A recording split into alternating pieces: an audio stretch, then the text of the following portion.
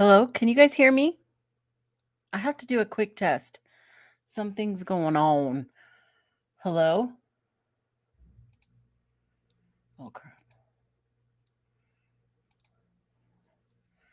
I need a quick test. Can anybody hear me out there?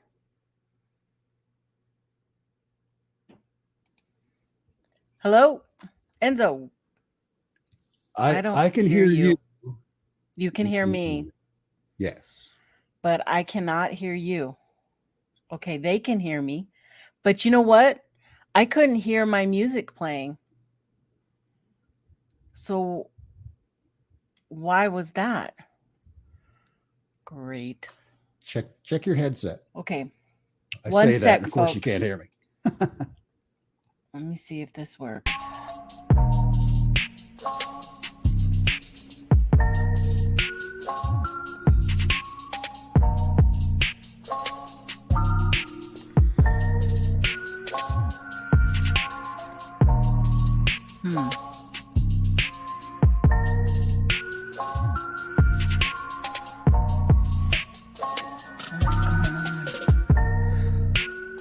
Okay. Could you guys hear music playing when that "Oh my God" was up?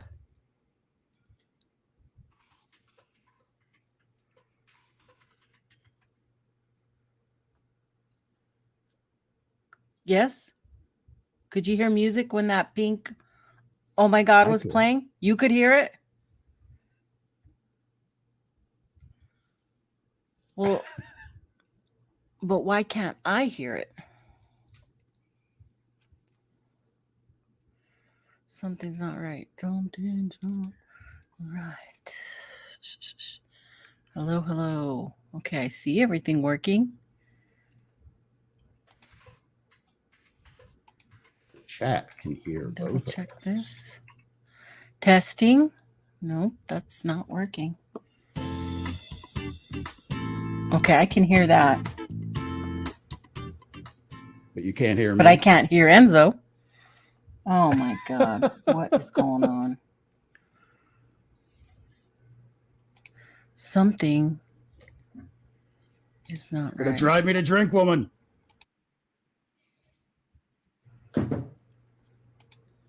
I can hear that. Why can't I hear you? I don't know.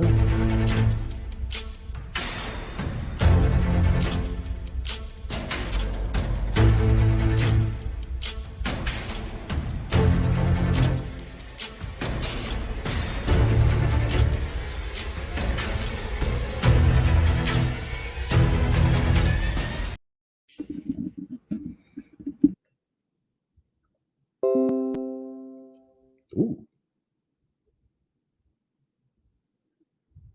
Can you hear me now? Me sitting here doing the old sprint ad. Oh, we can't hear you now at all. Oh, can you hear us now? Hello? Everything was running fine this morning.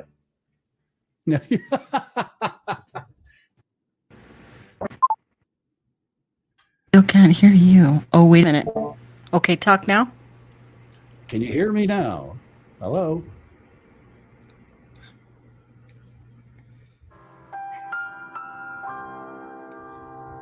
What have I done different?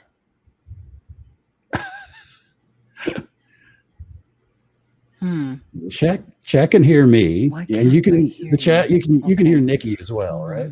One she more just thing. Can't hear any of us. Stay right where you are. Just stay where you are. Don't go nowhere. I have taken over the channel. Welcome to the Friday night at the movies, where hopefully, if we can get past all this, we can start watching the movie tonight. We are going to have Sasquatch, the Legend of Bigfoot from 1977, the full movie. So we'll have, unlike last week where we had two different parts, we're going to have one whole movie. I'm sure there'll be an intermission, so we can go through that. I got new glasses today. Can you tell? I'm going to be fiddling with them all now. Maybe that's why she can't hear me. She can't see what I'm saying.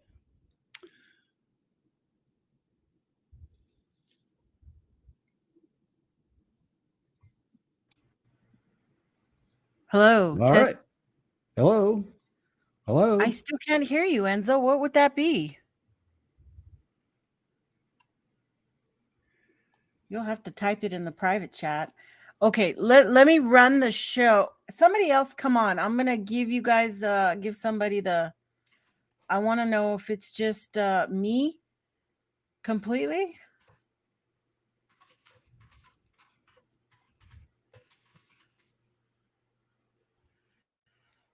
What could it be? What could it be that I'm not hearing you? I'm not. My headphones are working because I hear everything else on my computer. I just tested the movie. I can hear the movie.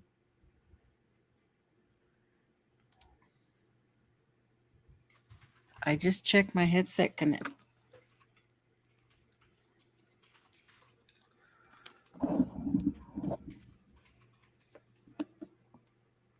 Sound output on StreamYard. Audio. Hello? Okay. Can you hear me now? We're all waiting anxiously to watch this movie. I guess we could watch it. We just wouldn't be able to hear each other. Hello?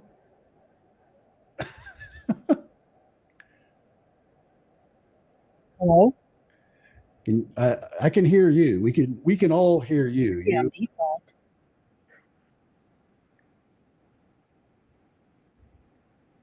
That doesn't right? sound It should be on default. You're gonna have to type it. I can't read your lips. Oh my god, what? You can all hear me, but I can't hear me talking. So that's on. Hold on.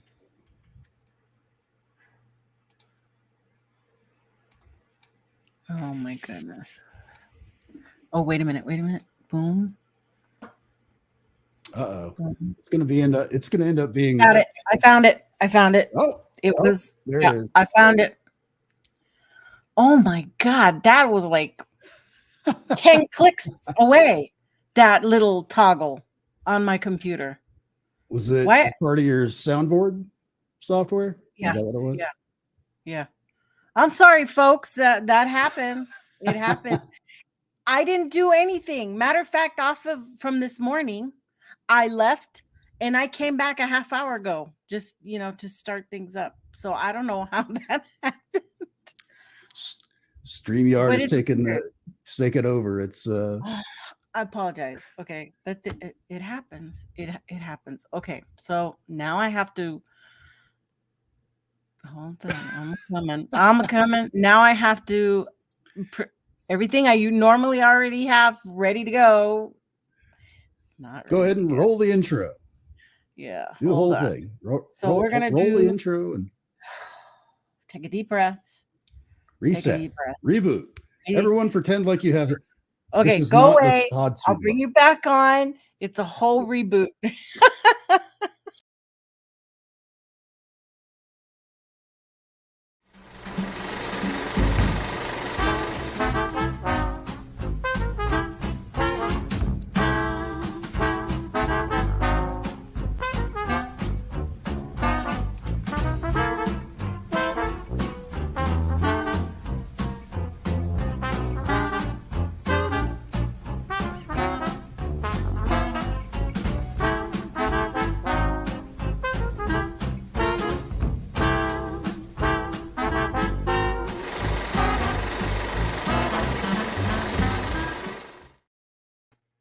And hello, everybody. Welcome to another Hairyman movie night. I am so glad you could all be here and waste 11 minutes with me. Thank you so much for your attention. I do appreciate it. But I got it. Okay. It's something that I don't know how that happened, but it happened. So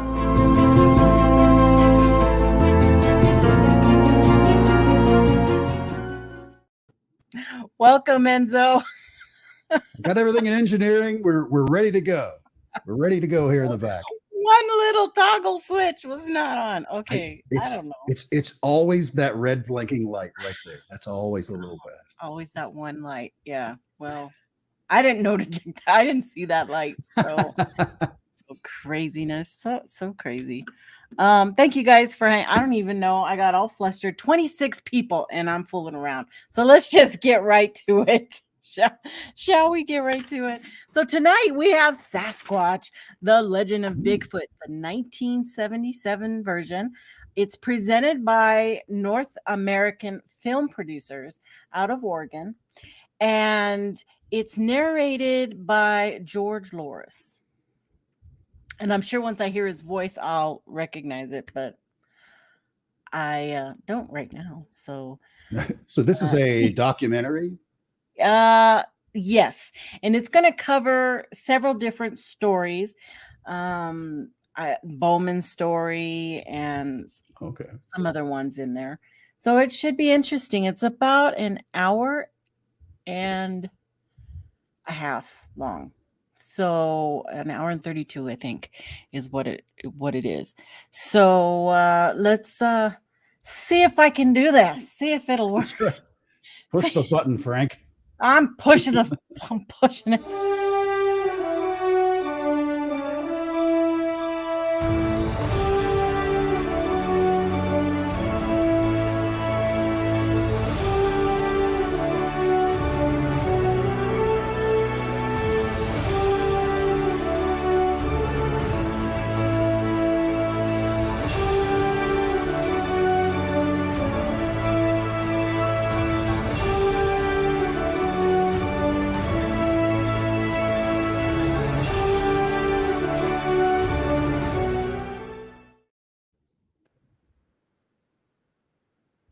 Right. Now, what's that? Why is it not? Oh.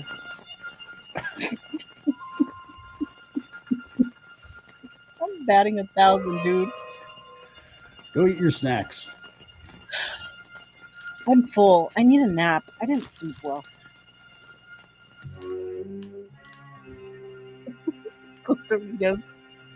Cool Ranch Doritos popcorn. I made some cocktail for dinner. Fruit cocktail. Sounds like it would go good with something alcoholic. Oh, I was going to drink. I need wine. I do need wine. Get some wine. Go get one. I'm going to get some wine. I'll be right back, folks. Get some whiskey.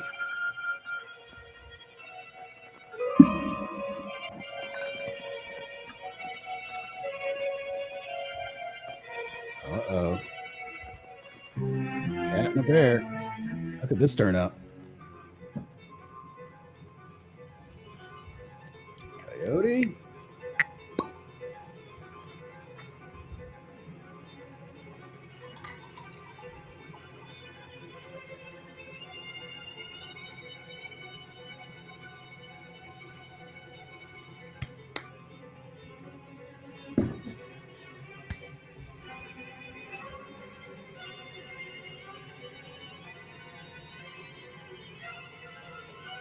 Mooses. Nieces.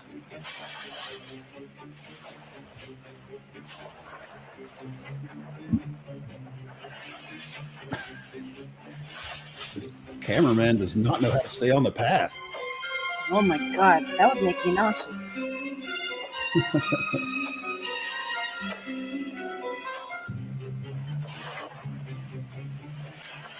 Cheers, Nikki.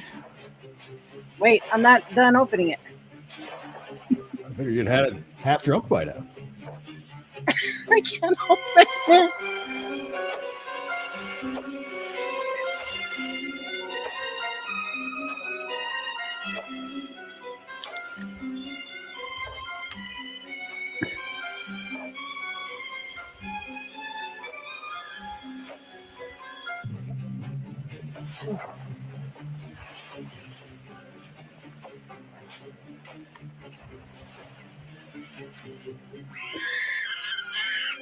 Ooh, that scared me. I wasn't looking. Scared the crap out of that bird in the tree, that's for sure. As long as no more little chipmunks die. I'm good. That's right. No chipmunks were harmed in the filming of this documentary. Time to wind down, folks. Time to wind down. Cheers. Having a little whiskey here myself. Cheers, everybody. Can you guys hear it okay? Do I need to bump the audio?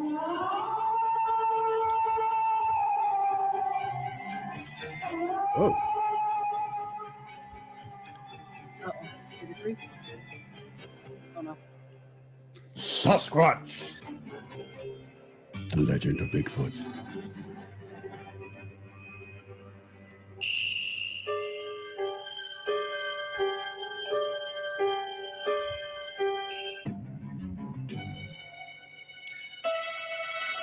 It sounds okay to me, but once he starts talking, it's when we'll really know. Or if that bird screams again.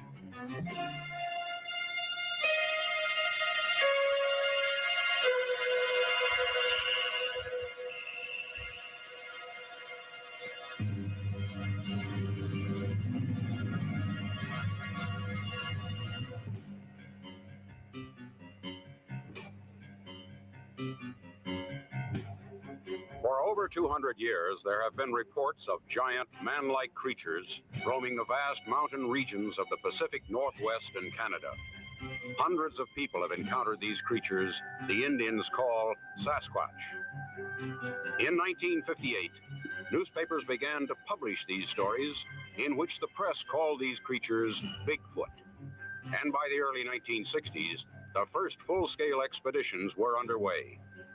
Bigfoot was attracting national attention and was now rapidly becoming the most intriguing mystery on the North American continent. The most significant find to date is the famous Roger Patterson film taken in 1967. Patterson searched for Sasquatch for years.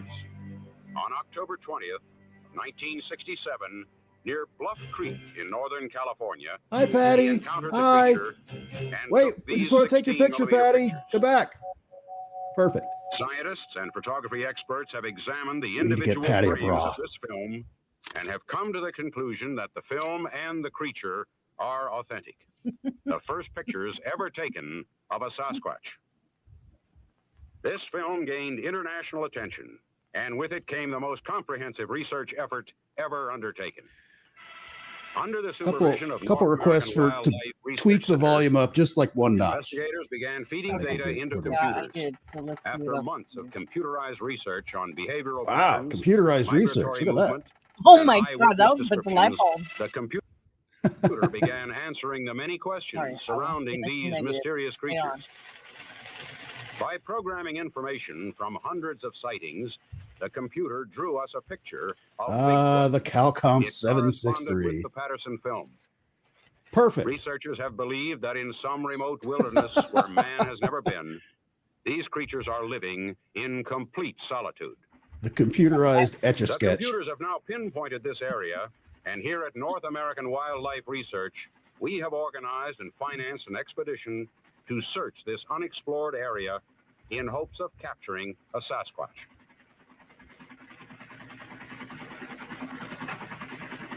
The final destination of this expedition is north of the river the Indians call the Pecatow, in a primitive part of northern British Columbia. We are taking the latest and most sophisticated equipment: tranquilizer guns, electronic gear, and sniper scopes. Right If we here. capture a Sasquatch, It's, we will my implant a finger's small stuck to this transmitter page. I and can't get it release off. the creature so that it can be traced by radio and studied scientifically. Ooh. Deep in the heart of the vast wilderness of the Pacific Northwest and Canada, a legend extends back into the spoken history of the earliest Indian tribes. This legend is about the mysterious giant creatures that inhabit these forests. The description of these creatures by those who have seen them gives one the uneasy feeling that somewhere, roaming free and wild in these deep, dark valleys, is a living, breathing reminder of mankind's prehistoric past. This is the legend of the Sasquatch. Today, this legend continues to be told in the Northwest by really many scraping those responsible trees. people who have reported Hey. sightings and encounters with Bigfoot. Because man has never been able to capture a Sasquatch, this Remember when it creature was has to this? become Now the it's just a world's big most strip mall of empty intriguing stores. Yeah. To these men, and to me, the Sasquatch is serious business. This is the beginning of one of the most extensive expeditions ever organized to search the rugged, uncharted country of British Columbia for Sasquatch. Uh-oh, scared the horses, damn it. Whoa! It is the hope of all of us on this expedition to prove once and for all that the Sasquatch... Yeah, just put it anywhere there, Airwolf.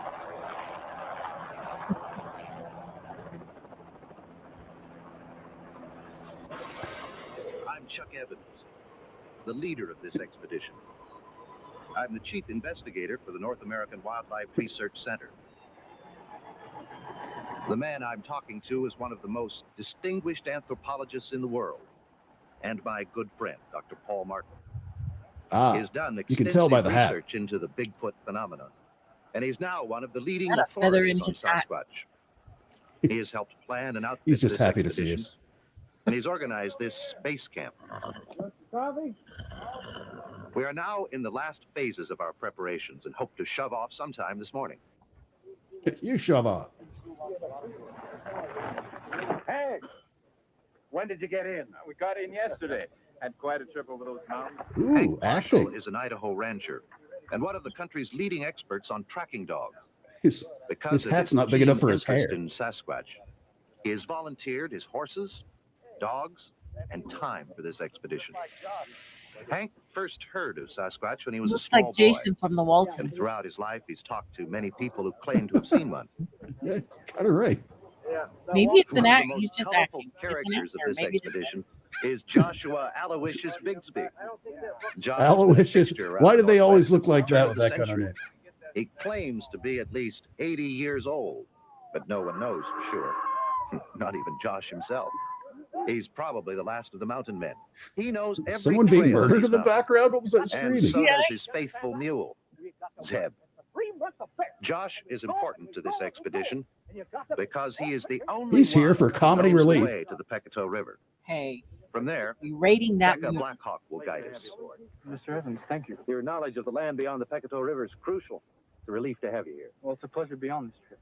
Have you had a chance to work the dog? Or you could Becca draw a is a map or graduate from the something. University of British Columbia and comes from one of the largest Indian tribes in northern Canada. I'm north of Vancouver. His Indian background and knowledge of the Sasquatch legends make him one of the most critical members of our expedition. And there's Barney Snipe. He's our Barney camp cook. He's a crack shot with a rifle and an excellent woodsman.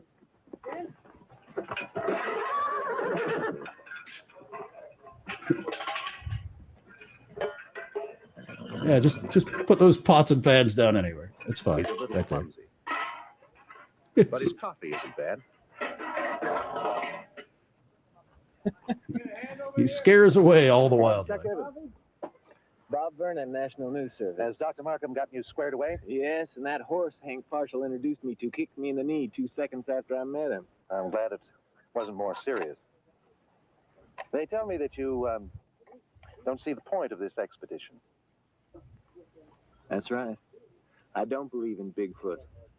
I'm here because I'm good at my job and the pay's good enough to make it all seem practical, if not desirable. I'd much rather be back on the streets in New York City where the enemy is visible, real, instead of chasing some mythological boogeyman in the woods. Can we see you over at Central, Chuck? Be right there, Paul. Bob I've heard a Vernon is a couple of reporter researchers for a say major that. news service assigned to do a story on our expedition. Although he's a thorough skeptic, he is an honest writer.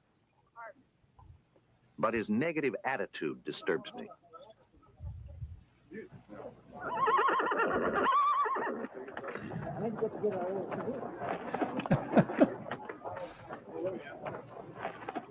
Hey, are you about ready?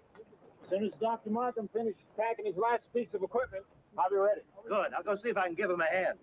In the meantime, go ahead and line him up. Always good to start an expedition off about noon or so. Can I give you a I hand? know who's going to get thanks. eaten I first. just about got it. Well, Hank is ready when you are. Okay, I'll be ready in a moment.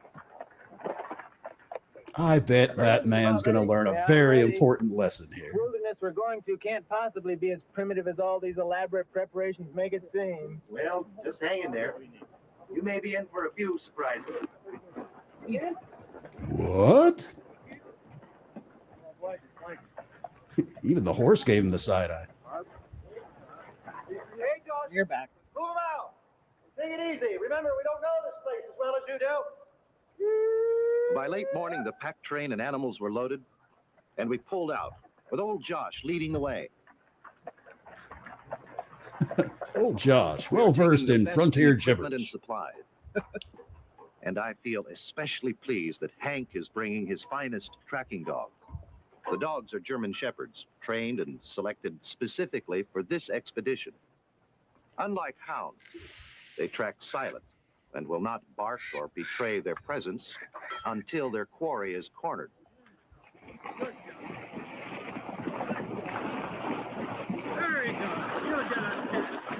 We were happy to be on our way, but as the chopper buzzed us a last goodbye, we realized that we were leaving our families and civilization behind. It will be weeks before we are resupplied by parachute. Parachute? Nice. Uber Eats all the way back then?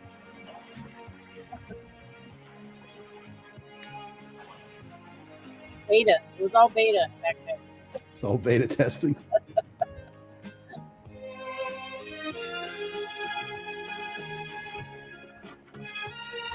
After the feverish activity of the last week, the first 2 or 3 days out into the wilderness seemed to welcome relief.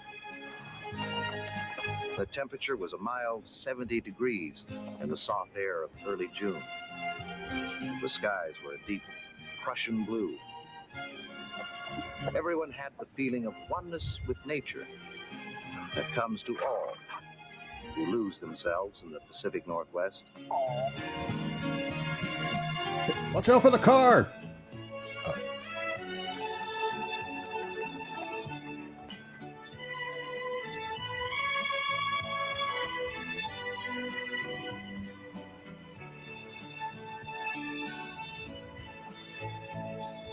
Oh,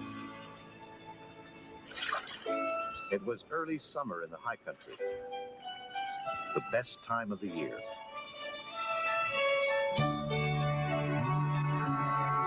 pandas. Ah.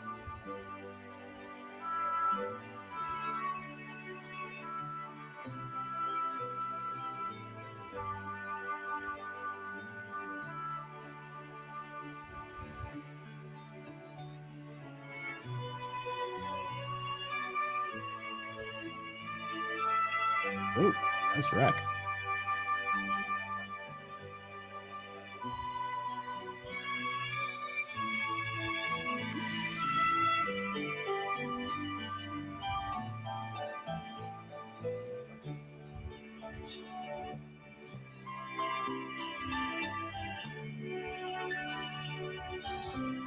Another one that's going to be all B-roll. Oh yeah, this is we're in B-roll central here. Whoa, badger.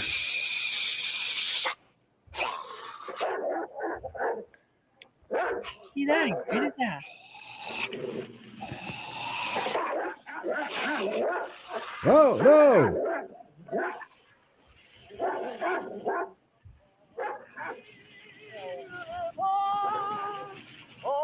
What?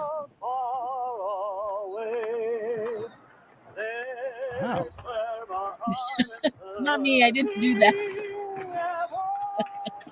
Where's it coming from?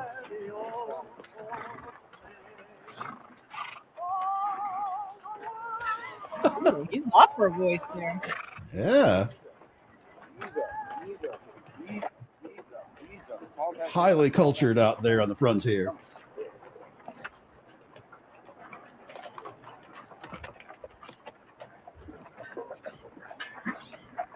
Our expedition was scheduled to last until late fall, until we found the habitat of the elusive Sasquatch. We would search for months in this wilderness of British Columbia, checking the valleys, the mountains, and high country, crisscrossing the hundreds of square miles of trackless forest, seeking a trace of these legendary creatures of North America.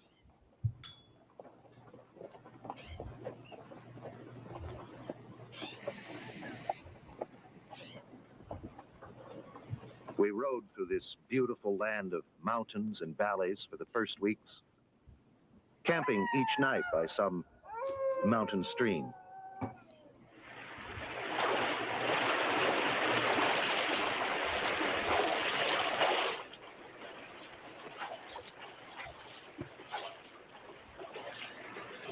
We were to pass many beautiful lakes and mountains and cross hundreds of streams. Hundreds. And later, there would be a river to cross that none of us would ever forget.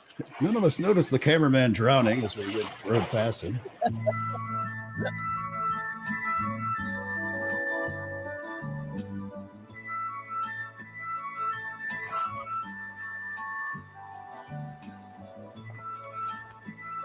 By unspoken consent, the journey was quiet as we traveled through the forest. We did not want to Why, yes, advertise I our do crap in presence, the woods.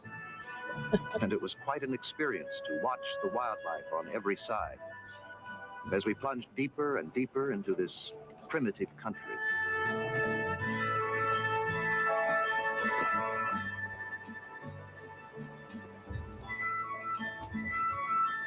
We had been climbing steadily since our departure, and everyone now enjoyed the magnificent scenery that lay in front of us. Well, Vernon, have you ever seen anything so beautiful? No. Never. I've hiked a lot of trails and climbed some spectacular peaks, but I've never seen anything like this. Hold on a minute, fellas. Look at here. What is it? Bring your binocular. Oh. Yukon Cornelius spotted something. It's Smokey the bear. Oh, it's a grizzly. It's the most ornery animal there is. Let's make more noise to let them know we're here. Because it might double back on us.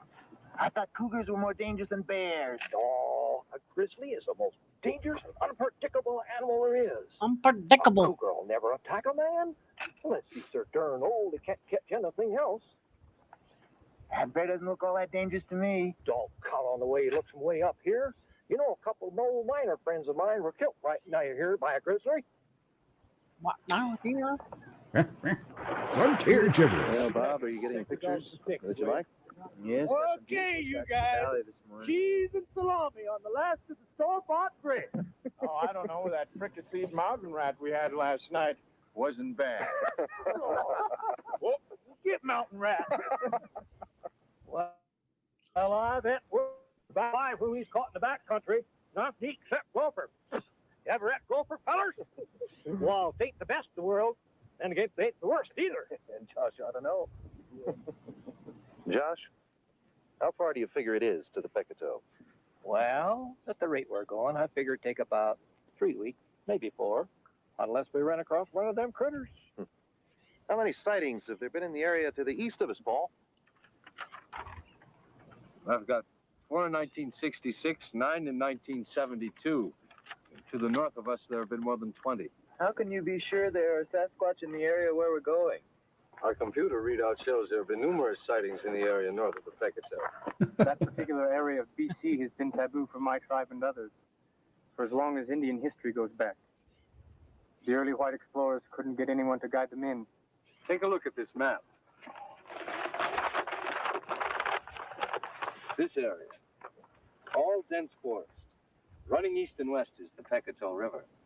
All around the perimeter, we show various sightings of Sasquatch. How large would you estimate that population to be? Well, there's really no way to tell. We don't have enough information on how the Sasquatch lives. Josh, show us where we're headed. You see that third range of mountains over there? Yeah. Well, just behind that is the Pecatow. And just beyond that is the land the Indians call Haya country, or Forbidden Land. You can't see those mountains from here, but they're there. And so is the critter. Looks like ski slopes. Very far. As we moved closer to the crest of the first range of mountains, we started to hit small patches of snow. I worried that our progress might be slowed by glaciers or large snowfields that we couldn't cross with horses. Josh assured me that we would skirt the dangerous areas. Or did he say I was dangerous wearing a skirt? Something like that.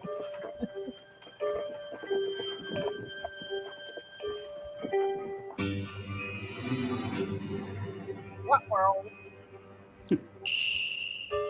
I heard you thought I was pretty dangerous. I'm here to prove you right.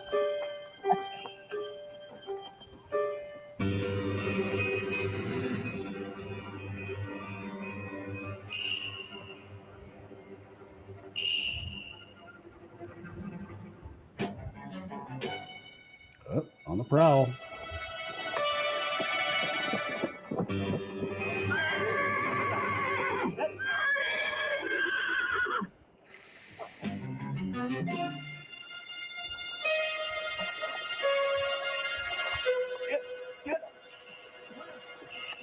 Cougar stew for dinner. Hey, what's the matter with these horses? I don't know. They're ineffective. For some reason. Get out.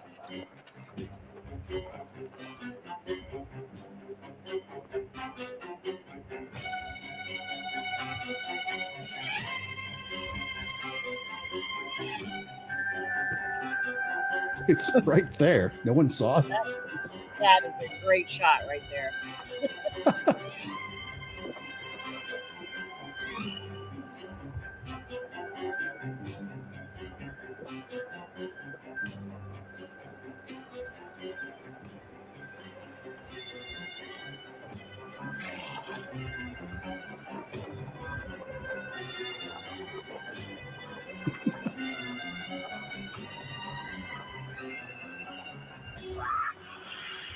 Whoa! Action shot.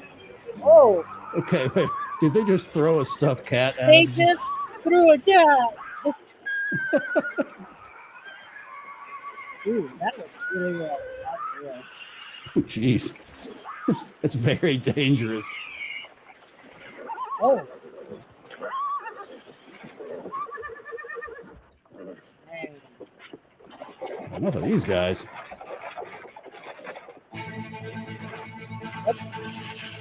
Cats versus dogs. Who's gonna win?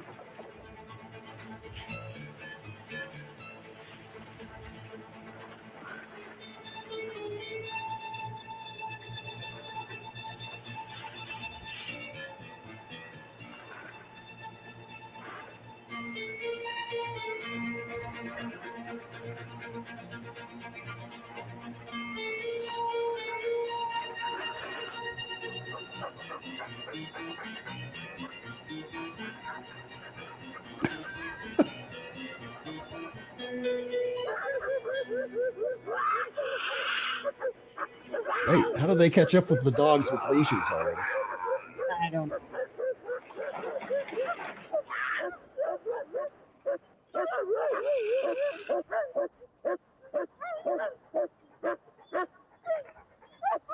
Get back!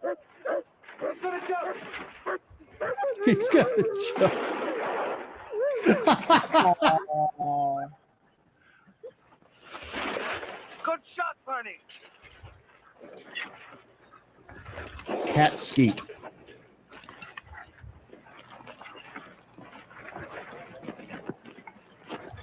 Well, guess we know what Cookie's gonna fix us for dinner. Bad mouth, you're cooking again. Hey, Barney, where'd you ever learn how to shoot like that? That's an inheritance from my old grandpa. He's a darn good shot, Barney. It's too bad we had to kill him. He was a fine-looking animal. But with the taste of pack horse in his mouth, he'd have followed us. And he'd have got one of them eventually. What's the damage, Hank? Well, the horse is all right. Cat didn't cut him too bad. It's a good thing. We needed that pack horse. Well, we'll rest here for an hour. But we've got to be leaving. We got to be to the next valley by tonight.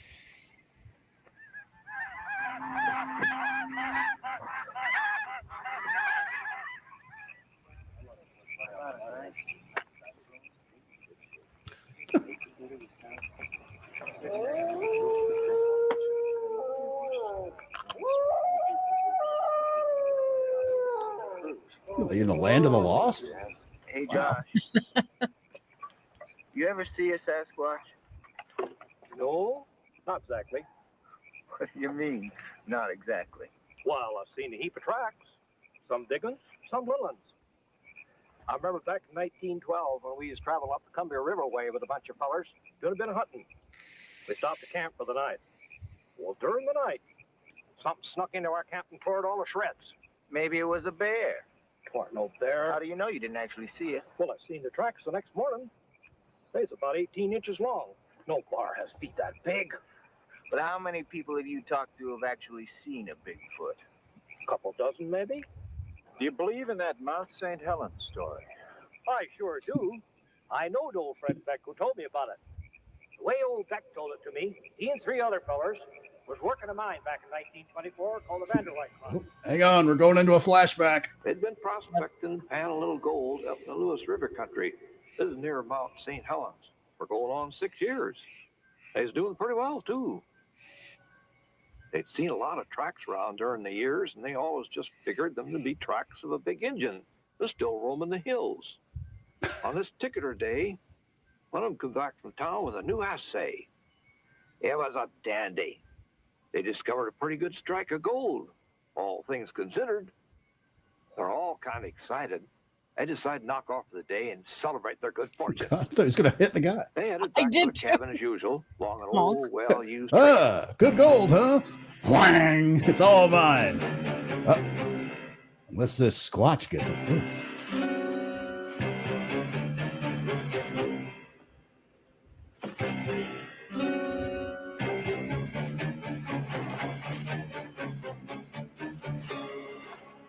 About midway up the trail, they began to hear the sounds of footsteps behind them, and off the sides, too.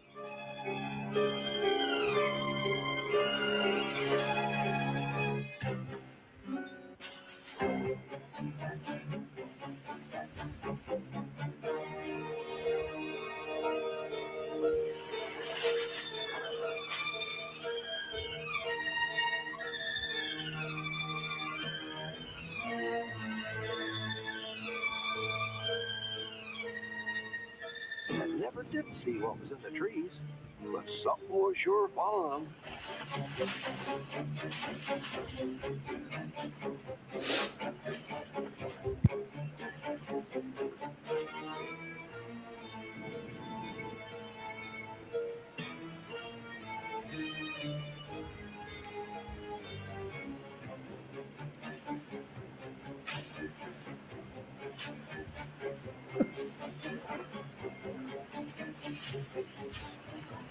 By the time they got back to the cabin, they were pretty scared.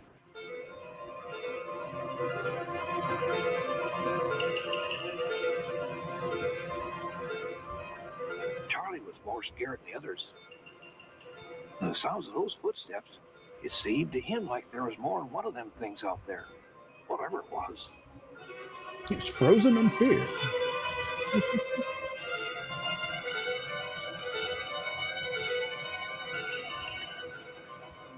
Well, they decided they'd eat a quick supper and go to bed.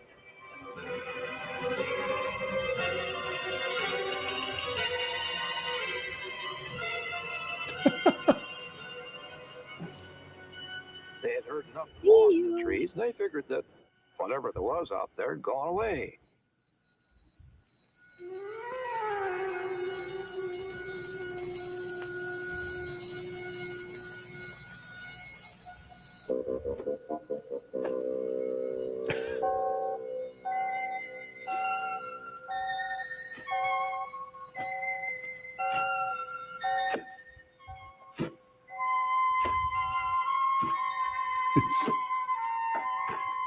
Bigfoot has flat feet.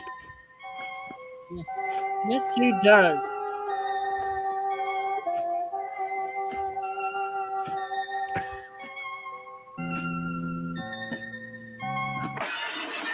Ah!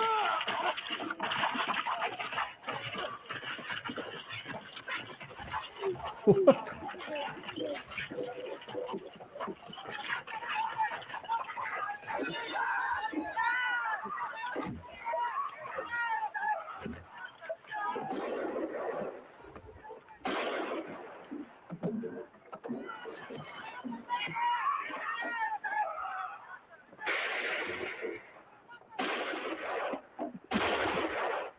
Well, the attack went on for most of the night. Sometimes it was still, and other times it increased. This story sounds familiar. Yeah, it's the Ape Canyon story. But I can't remember. What year was it, guys? I can't remember the year. The rock kept crashing down, the cabin kept shaking, and they kept shooting. But they never knew if they hit one of them. Well, just before dawn, the attack stopped. All around the cabin were large footprints of critters. They was over 18 inches long. And there's a ton or two of rocks had been thrown down from the ledge.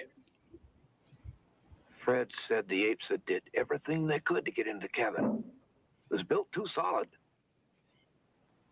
To this day, that canyon is called Ape Canyon.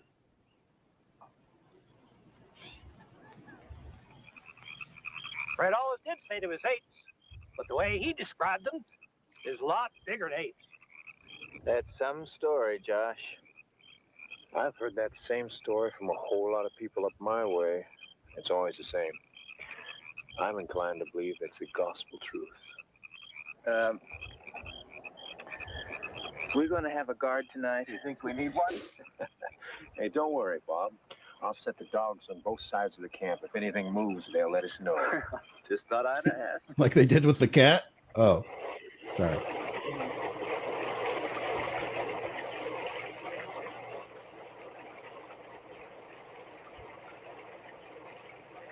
Each day on the trail brought a new experience. Why is he shaving while looking into the ass of that horse? It's not a mirror. Later, he found out why. He had a mouthful of horse. I'm going to get that leg. Oh, okay.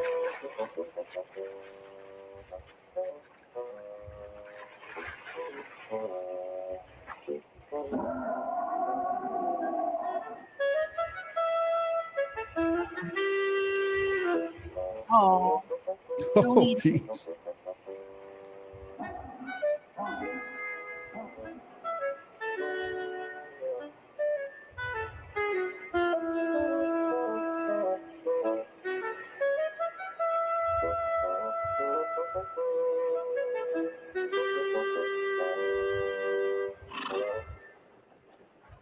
Why did it make us sound like a horse?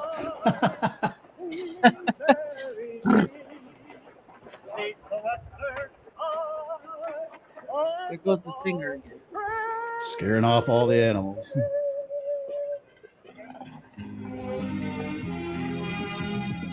Sasquatch just in the tree line going, oh, listen to that guy. Let's get out of here. Horrible.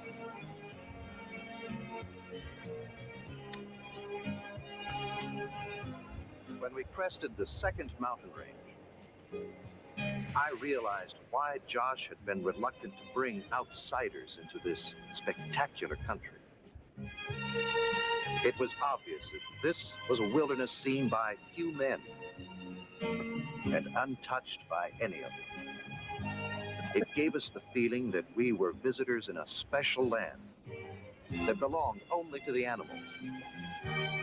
And I hoped it would be theirs forever. In the past weeks, we had crossed many ridges and valleys and spent much of our time on small detours along creek beds where the soft earth would reveal tracks. But we hadn't found a single track of the evasive Sasquatch. Now we were over 200 miles into the interior. Looking back over the country we came through, it seemed impossible that we had made such good time.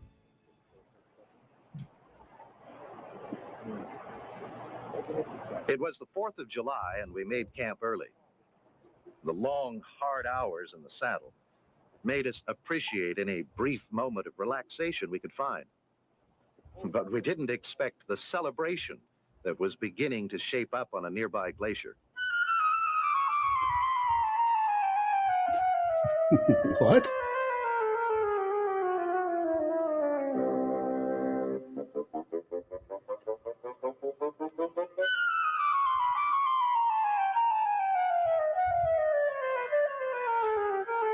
Otter shenanigans.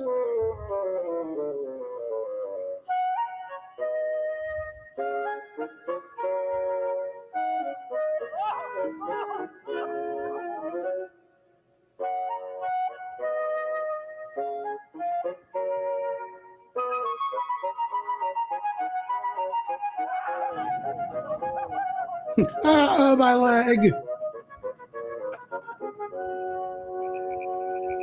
We had now crossed the last of the big mountains. From here on, it would be a long downhill ride into the canyons of the Pecatow. Josh estimated about a week to reach the river. But it had been many years since he had traveled this country, and I had the feeling that, well, that he was not certain about what might lie between us and the river.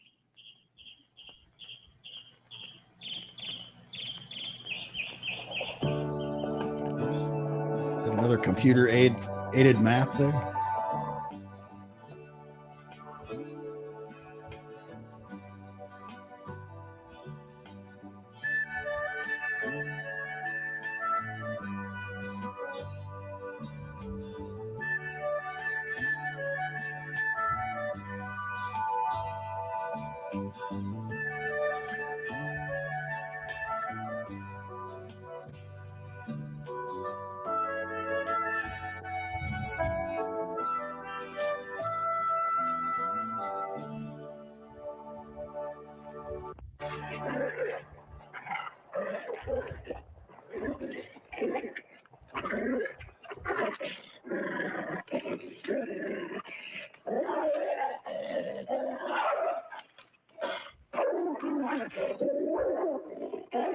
Oh.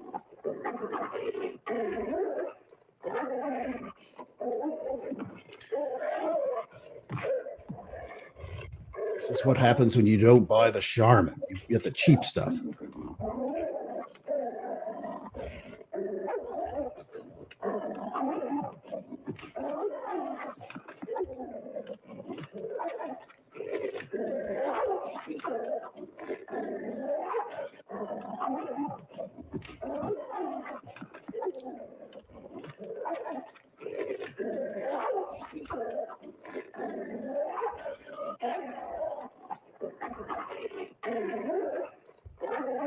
Oh.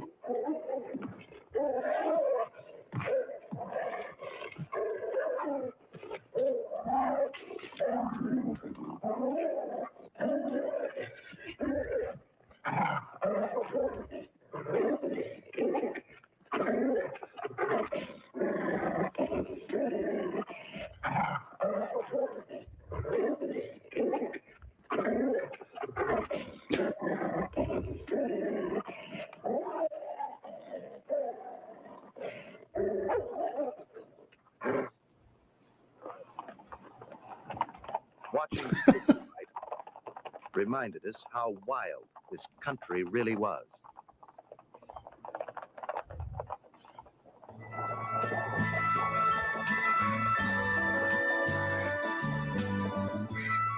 We followed the game trails whenever we could.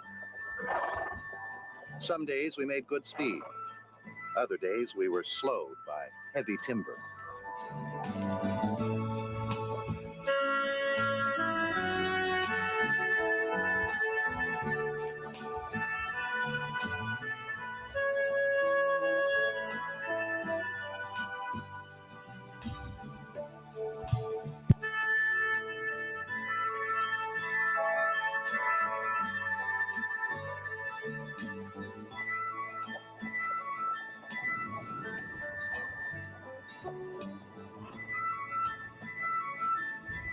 Finally, by the middle of July, we reached the Pecatow.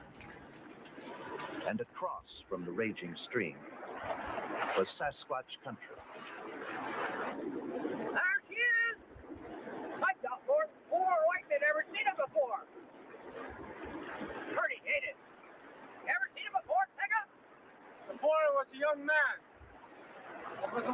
downstream. This is higher country. Many evil spirits dwell here. Can you guide us through that wilderness? I know the way. All my life I've known the way. It's been told around the campfires of my people for more generations than I remember. All know the way, but none go. This is the way. We move with caution. We better make camp back up in that meadow. Hank, will you look for a better crossing downstream? Take a look about.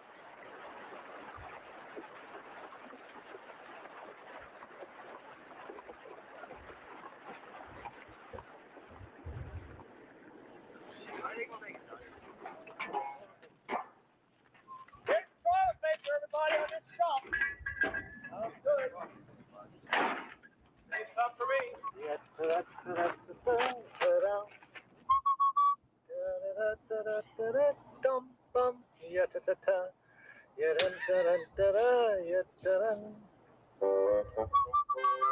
Uh-oh.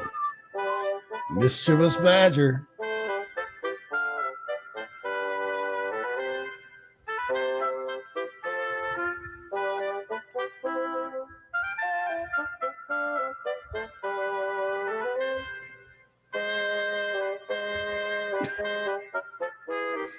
Huh? Something stole our MREs.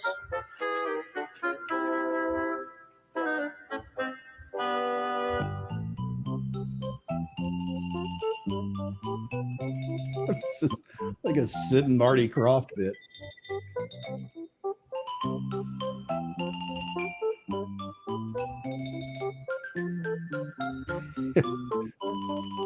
Normally, that would be the last thing you'd see with a face-to-face with a badger. Just eat your face. Hey,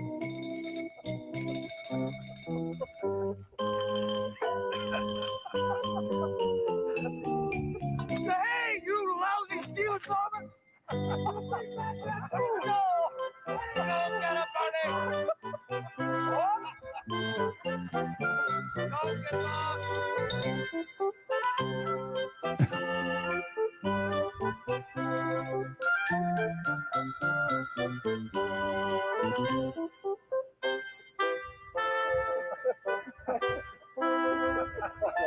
He's fine tonight!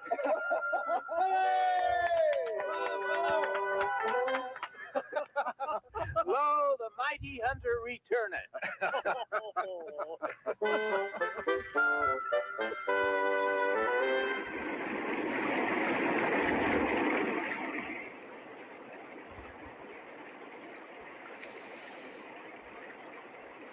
We searched the river for a better crossing site. The best place was just above camp. Teca, I know that you've never been across the Pecatow, but is there anything at all in those Indian legends that might help us out? I'm afraid that these maps just don't cut it. Only that the land is more dense and rugged. My grandfather once told me the trees are taller and the meadowgrass higher. There'll be no trails at all to follow. I take it the going will be slow and we'll have a hard time getting the horses through the brush. Let me see that map, Chuck, the boy. Look at this. Here we are. Now, if you's a Sasquatch living in these here parts, when you run on this down here where these valleys come together, there's plenty of water, a lot of food, yeah? Teca, most of the legends speak of a valley with 3 arms. That may well be it. Well, then, that's the way we'll go. We'll cross the river in the morning. We'll have to cross here. It's a doggone treacherous waterfall just downstream. So we'd better get an early start. I'll ask Barney to rustle us up a cold breakfast.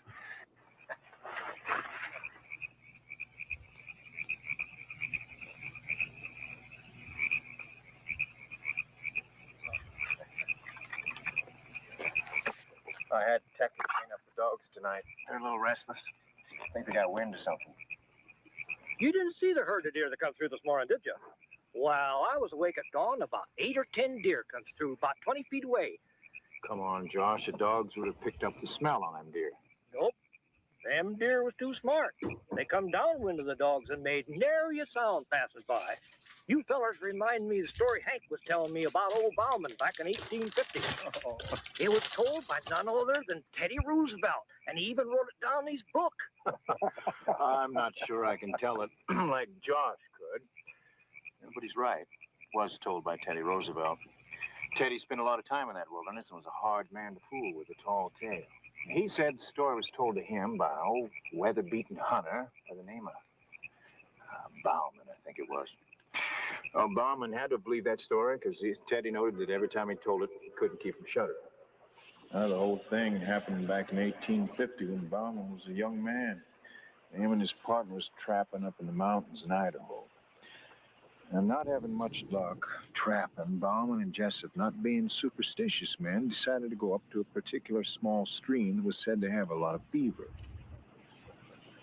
But to get to that stream, they had to travel by way of a pass that, it had an evil reputation ever since a year before when a hunter wandered into it and was killed by some wild beast. Well, Bauman and Jessup, calculating that they couldn't get the horses up the pass, traveled on foot till they reached a beaver swamp where they decided to camp for the night.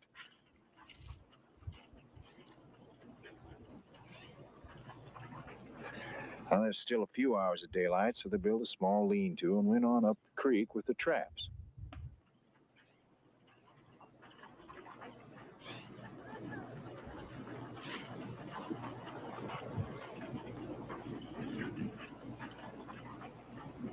Setting the traps took a little longer than they thought, so they didn't get back to the camp till late in the Catch a evening. fish?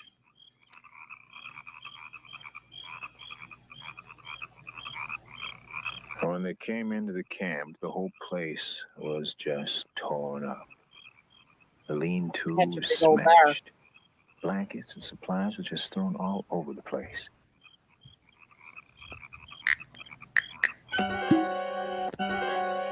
And all around the camp, there was footprints just as plain as if they'd been made in snow.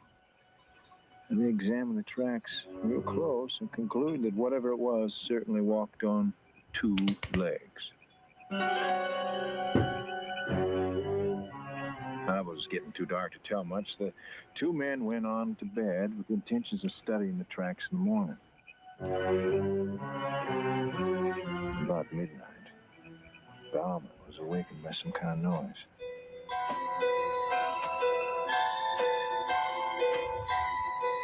He saw a black shape come across the front of the lean-to. He grabbed his rifle and fired a shot at it. He could not see what it was. All he knew is that it was running fast. Well, after that, both of them sat by the fire the rest of the night, keeping a close watch on that doggone thing. Whatever it was, that thing came back and stood for an hour or so in the trees across the swamp. It made some god-awful sounds, but it didn't come near the camp. In the morning, they both decided to leave the valley just as soon as they could. So they spent the rest of the morning gathering their traps from the creek, and you know something?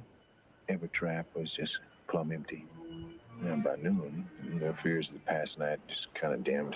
Even seemed a little bit foolish. So, since there was only 3 traps left, Bauman volunteered together, and while Jessup went on into camp to pack up the gear for departure.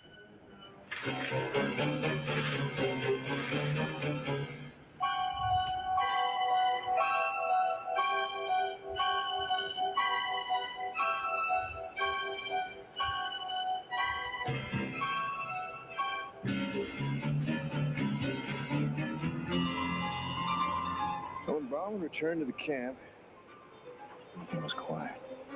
He hung for Jessup. There was no answer. Then, Bauman caught sight of his friend. He was dead. His neck broke, just like it'd been nothing but a twig.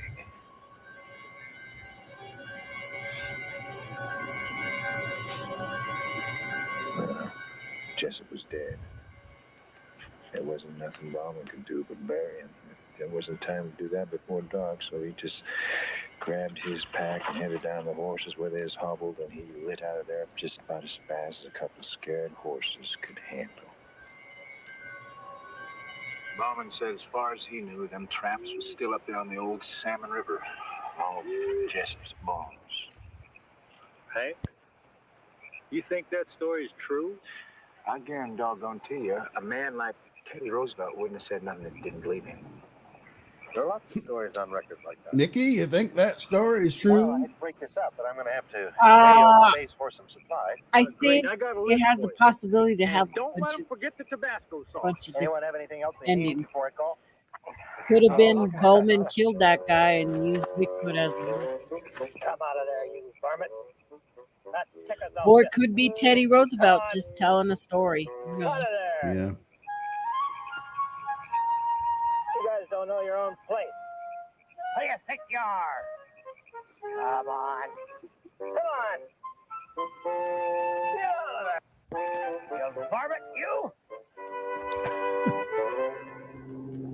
We suggest you approach from the east out of the sun. The wind is at 5 knots.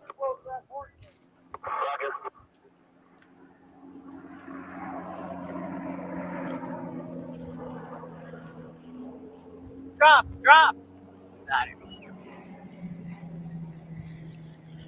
It was good to see Yay. the airplane.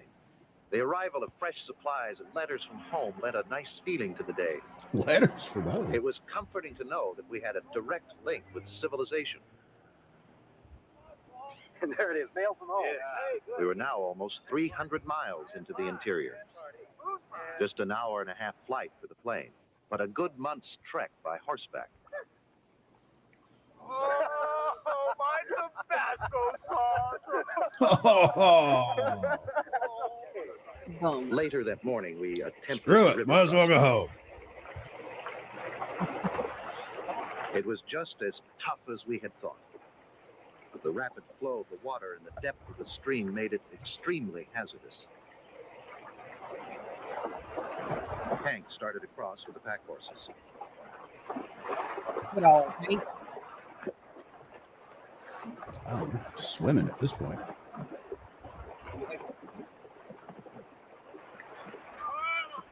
Everything was going well until we hit midstream, and then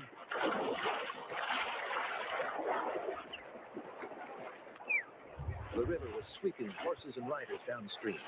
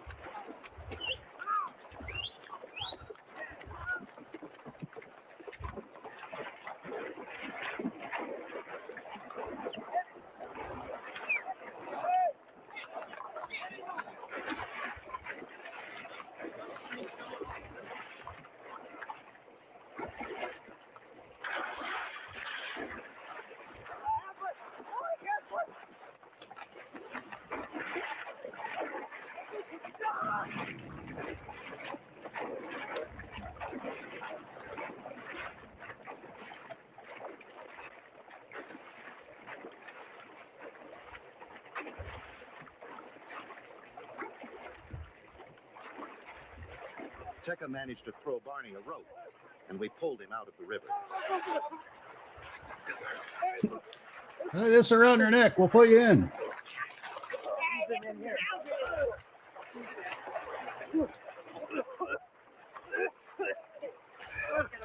Let him lay. Okay? All right. How much water did you swallow, Barney? Did you get my hat?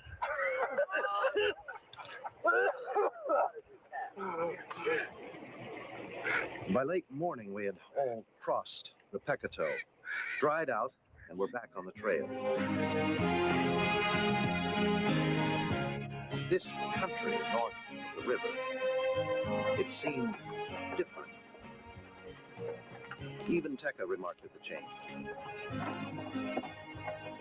We noticed that the mornings were cooler and the sunsets came earlier.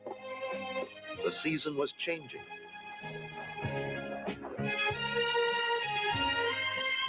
This country held a unique fascination for all of us.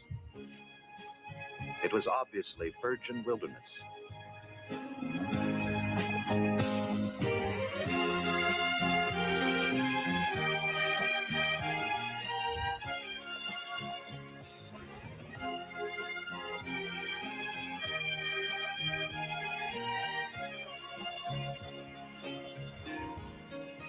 We knew that we might catch sight of a Sasquatch at any time. This knowledge would keep us on the alert from now on.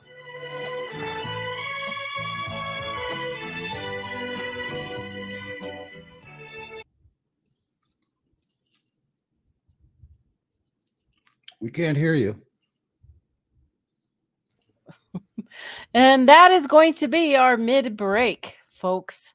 Ooh. We are on our break time. So great. I love the music. It's kind of putting me to sleep, though. With this, I know. It's got to... with this wine, I'm kind of like getting a little dizzy. But yeah, so everybody, we will be back in 5.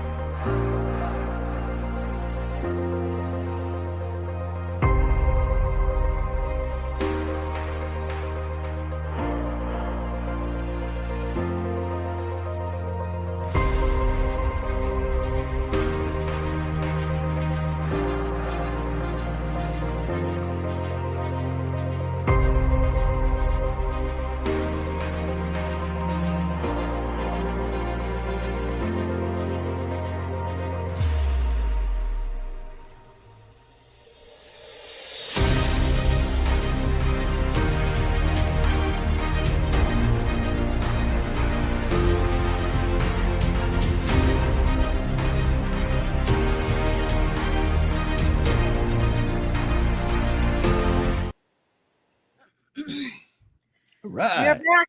We're back. Is everybody back? I ran as fast as I could. Whew. How far did you have to go? Well, I had to go all the way to the kitchen, and then I came back. And when I came back, my husband walked in the door. So then I had to say hi to him, and I'm like, I gotta go to the bathroom before we start. Act like you ran all the way out to where these guys are camped out at. I have a big house. Okay, so I like it. I like it so far, but yeah, that's good. The music is definitely putting me a little bit of sleep every now and then. It is. It does have that lyrical quality where it's like, right, it's kind of nice, peaceful, serene, calm. You know, I could do without some of the comedy shenanigans of the wildlife there. That's a little ridiculous. Yeah. But we should be getting into some good stuff, right? I don't know. They're in the forbidden zone. They're coming up on the area where the Bigfoot lives. This is it. We're at the major part of the show. So, okay, let's get back at it.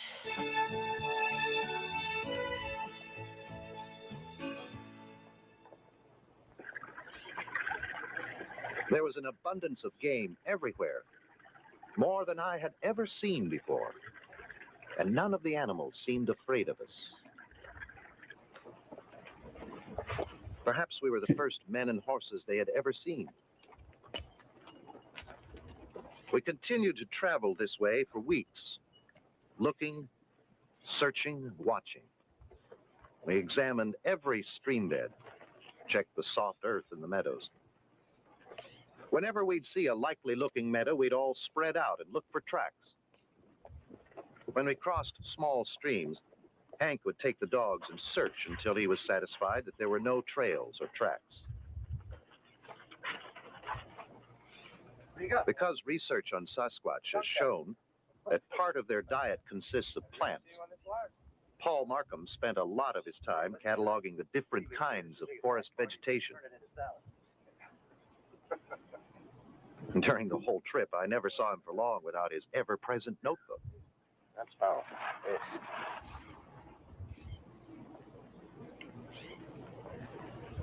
That's a big piece of lettuce.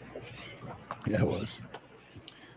I'm sure they had other green things they were examining closely as well. And tough.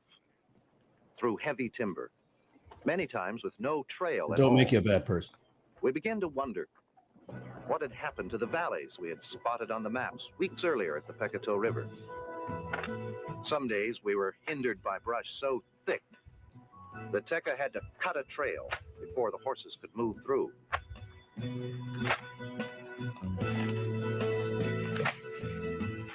The fear of missing our destination was weighing heavily on us.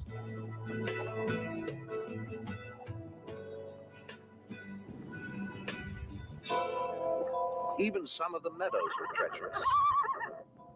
My horse, Lava, became mired in a meadow bog. For 3 hours, we worked in the mud while the mosquitoes worked on us.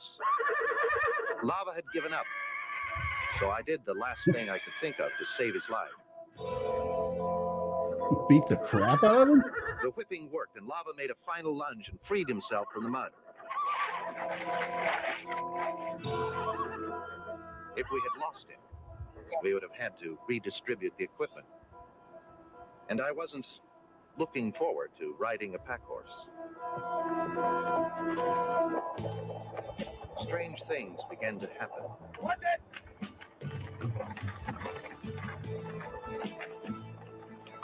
It was as if someone or something was trying to stop our progress.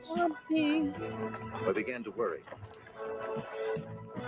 Were these attacks or simply a quirk of nature? It's that pesky badger again.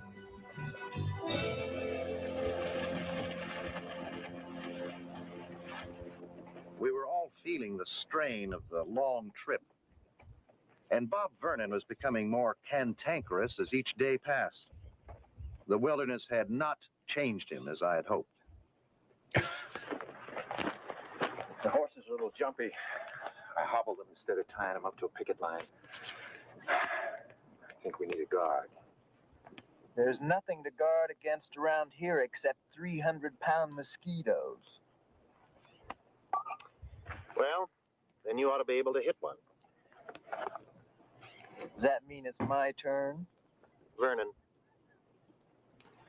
that attitude of yours is going to get somebody killed.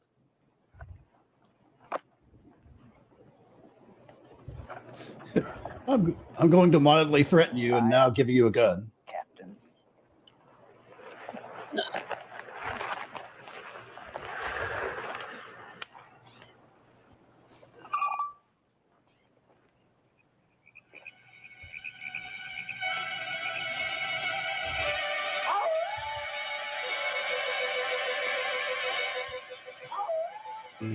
That literally sounds like somebody saying, "Oh."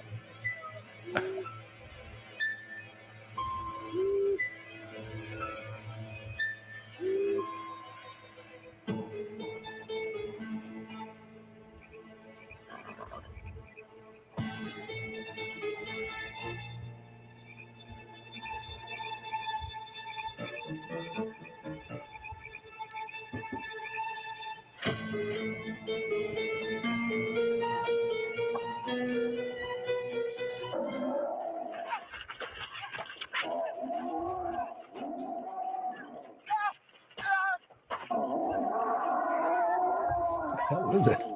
Jeez.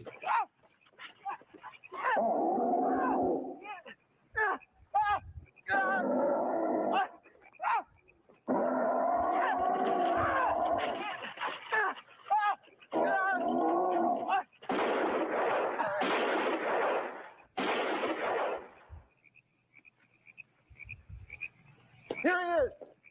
Oh! Easy. Roll him over here. Got him. You all right? He's bleeding. Barney, get the first aid kit. Right, Hank, Decker, make sure that grizzly's out of here. Rob, I'm going to move your arm. Tell me if it hurts, all right? Careful. Right. Come get hurt. Tell me if this hurts. Watch this on. He got me right in the feeling. Easy. Easy with that. Josh, you got the gauze? Yeah, right here. Well, that ain't too bad. That old grizzly bar didn't hurt you too much.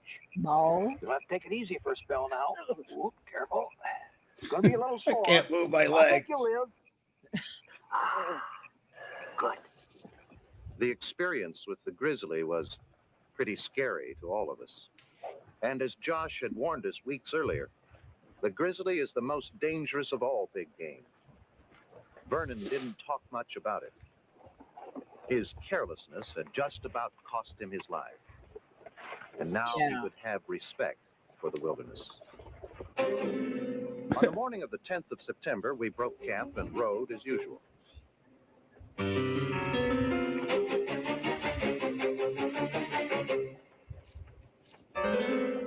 By late morning, new sensations seemed to engulf the expedition. An unknown presence of danger. It was a feeling of foreboding. The forest around us was vacant of life. The horses were also feeling it and were harder to handle. This uneasiness continued all day. That afternoon, we reached the first valley. After almost 3 months on the trail, we were now entering the area where the computers had told us a population of Sasquatch might exist. The computer. Would this be the place where we would find them? No modern expedition had ever encountered a Sasquatch except for Roger Patterson's. Perhaps our effort would be for nothing.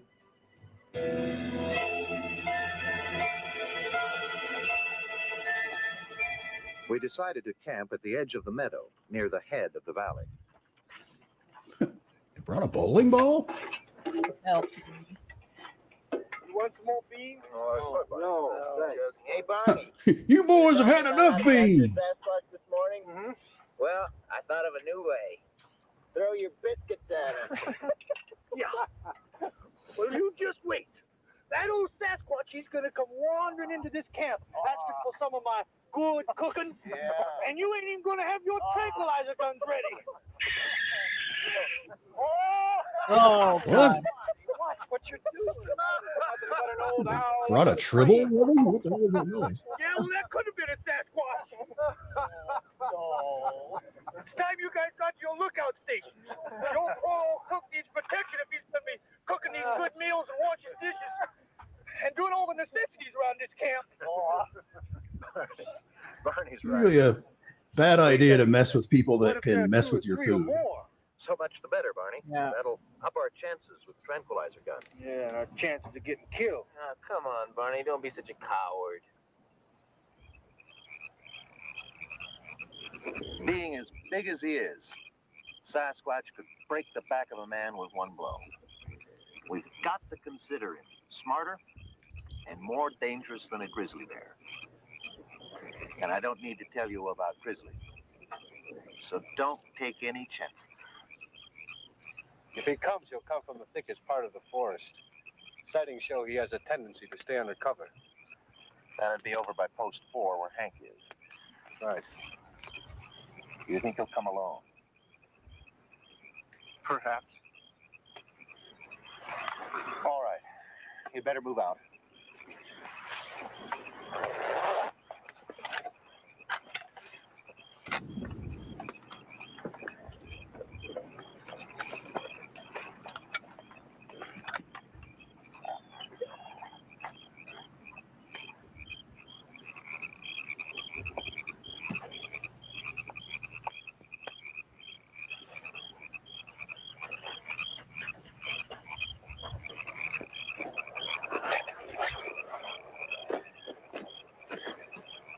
I can't seem to shut that eerie feeling that I've had all day. It's like something's been watching me. You won't. That feeling that you and I and all of us have is what the Indian legends speak of when Sasquatch is present in an area. This morning we entered the domain of Sasquatch.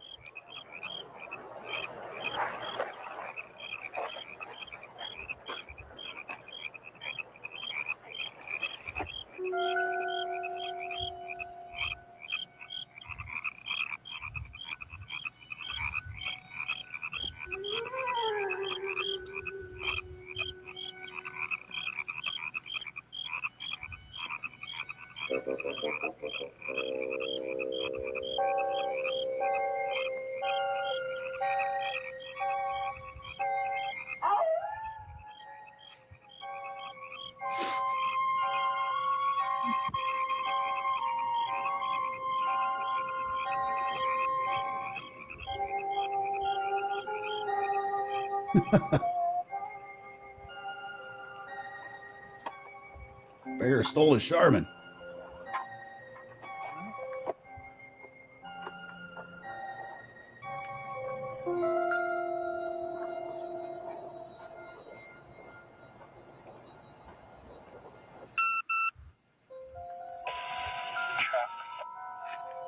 Yeah. What is it? Something's approaching. Listen. Can you hear anything? No. It's dead quiet. That's what I mean. Something is approaching. Or it's already here. What? You know, when something's moving around, things get silent. I don't hear anything. That means Bigfoot's nearby. Yep. Or something.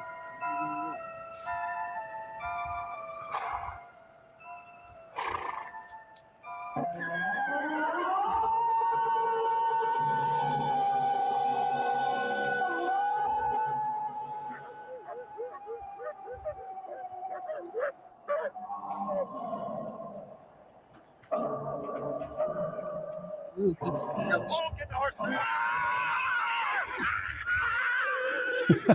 He scared the crap out of him.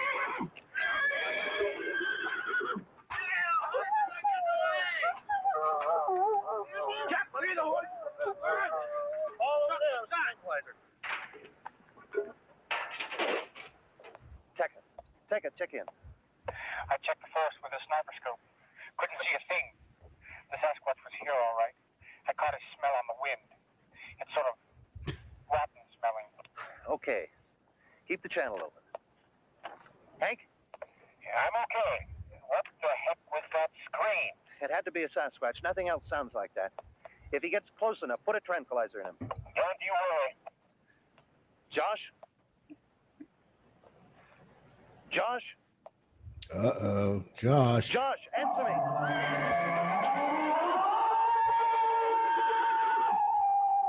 Whoa. Josh yells really loud. Nothing. He must be back in the trees. Where's Josh?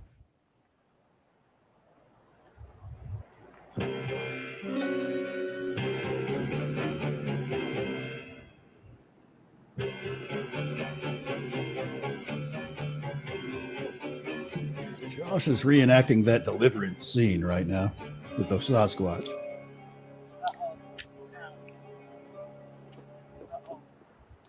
Oh man, he almost crushed. Josh, why didn't you answer? Couldn't. Didn't have this gizmo turned on. So I thought I smelt the critter. I thought I'd sneak up on it. Couldn't get near him, though. That Sasquatch could have walked right through this camp with all you fellas asleep. You didn't see it? Nah, it was in the trees. He's gone now, though. Gone. Just listen.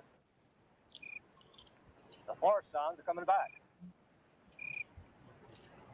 Well, the next time you go traipsing off, let someone know. We thought it might have got you. Nah, not a chance. Well, I think he'll hit the side. He won't be back tonight. I thought the same thing, that Mom. How does he know that?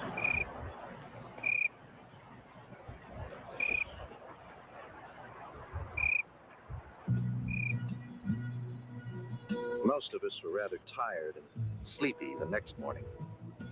Although Josh had slept like a baby. The rest of us sure hadn't. It had been a disturbing experience. At the first light of day, we began to cover the meadow to check for tracks. Those screams had been so close, we knew we should find some evidence of what had made them.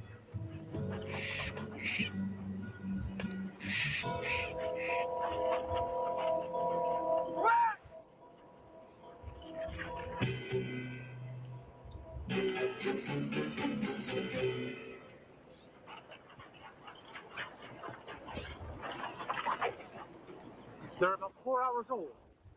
Made this morning. Look, the edge of the print is still sharp. After all this time. Here's the other impression. They're about 6 feet apart. 16 and a half. 8 and a half at the ball. An inch and a half deep. I estimate the creature to weigh somewhere between 800 and 900 pounds. He must have been standing right here looking down on us last night. Here's another one.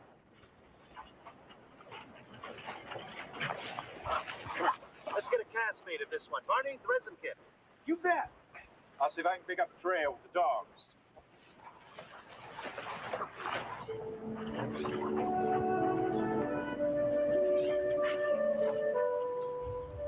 We made one cast of each foot. We were using the new resin materials, which took longer to dry than plaster of Paris, but this substance is practically indestructible. We had finally found our first Bigfoot tracks. Paul was more excited than I had ever seen him. There was no doubt in his mind now that Sasquatch was a living, breathing creature.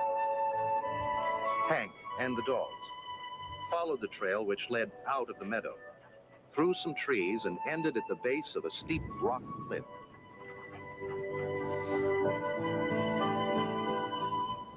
It looked as if the Sasquatch had climbed right up over the top. It would be impossible for us to follow. Only experienced mountain climbers could get to the top, and of course the creature had crossed over by now. Tekka pointed out that the cliff curved in the same direction we were headed. If the Sasquatch continued in a straight line, we might pick up his trail on the other side. We decided that Hank and Tekka would walk around with the dogs. We would break camp and meet them with the horses.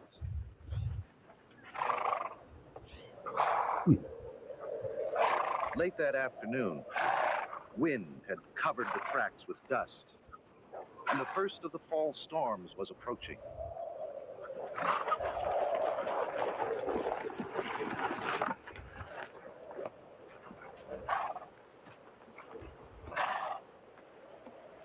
For 2 days, we traveled in heavy rain and could only hope the rain would not turn to snow.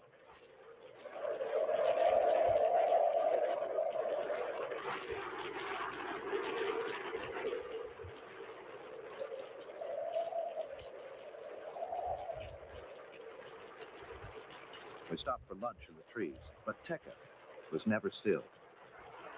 He roamed the edge of the meadow, looking and searching. Shot! More tracks!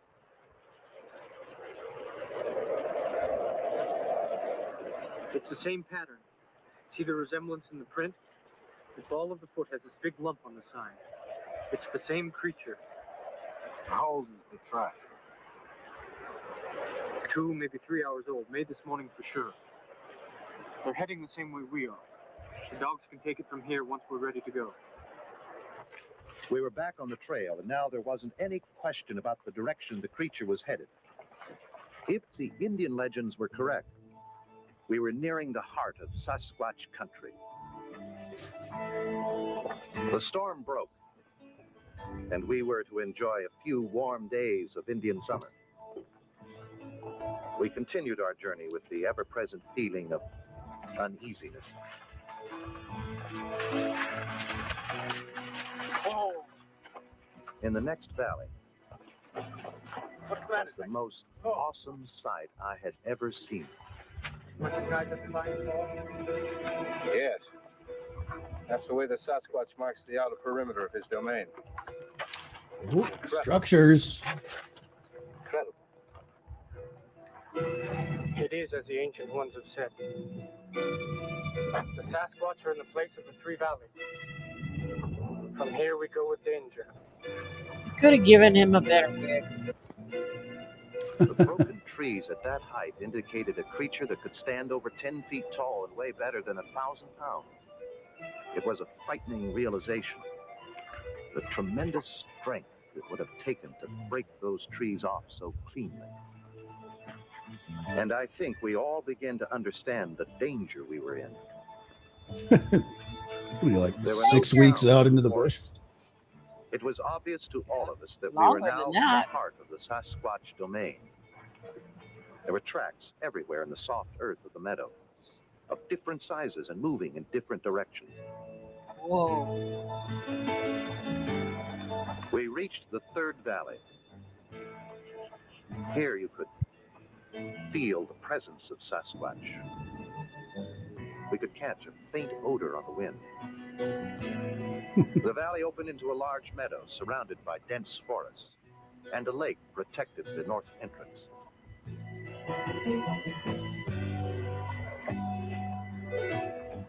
Tekka suggested we camp on a knoll above the meadow near the tree line.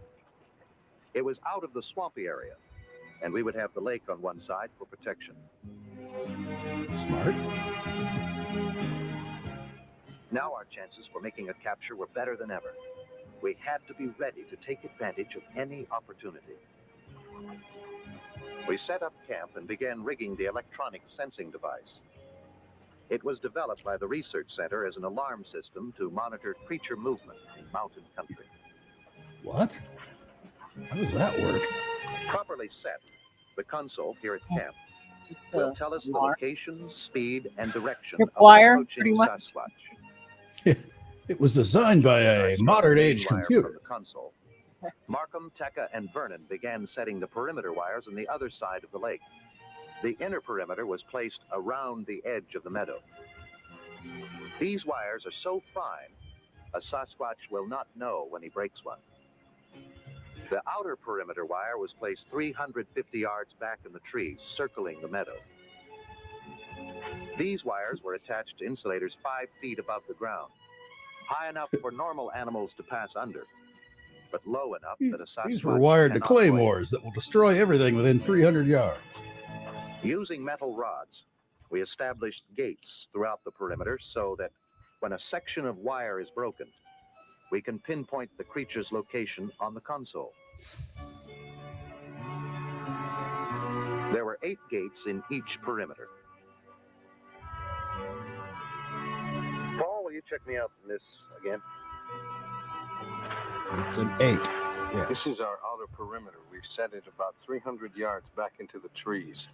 Corresponds with this amber row of lights. This is our inner perimeter. It's about 50 yards away from the end of the meadow. Corresponds to this white row of lights. Anytime he moves through any one of these gates, corresponding light will go on.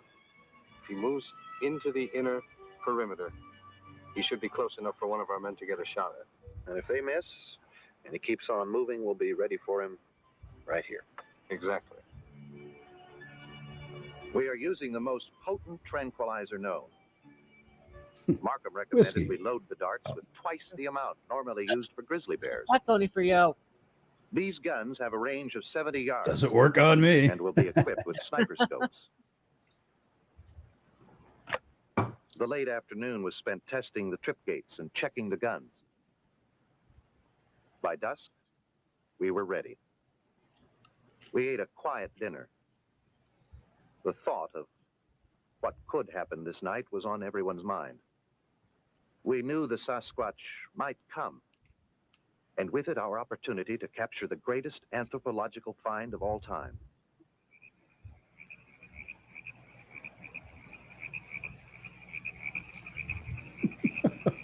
We wanted to make a capture. It's a very good point, Grasshopper. Got enough for all the rest of them that are out there. It's not just we one. We would have to protect ourselves.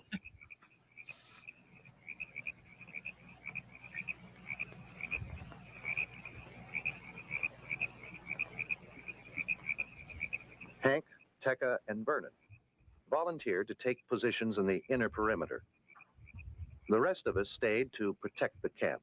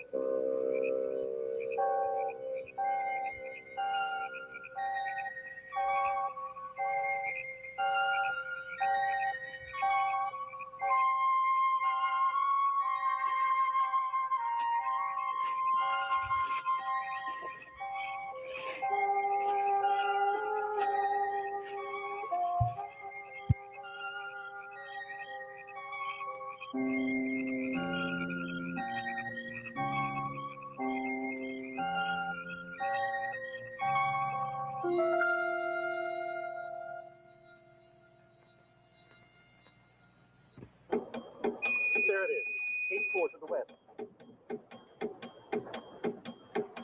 Listen, everyone. He's just broken gate 4. Hank, that's in your sector. He should be just beyond the edge of the tree line. Gotcha.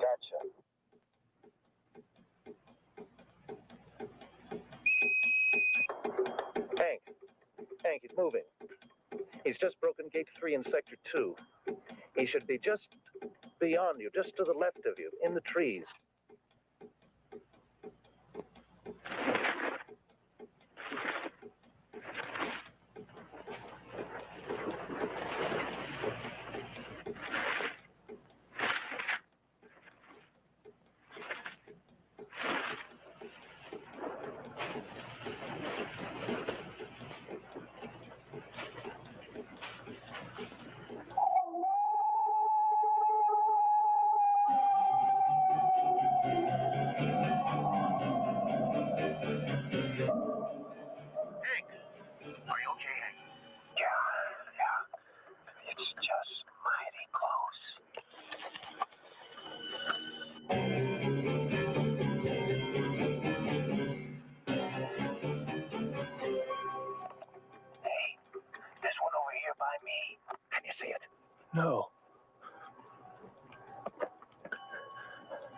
can't see a thing.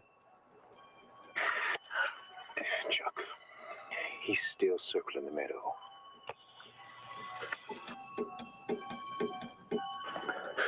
He's close.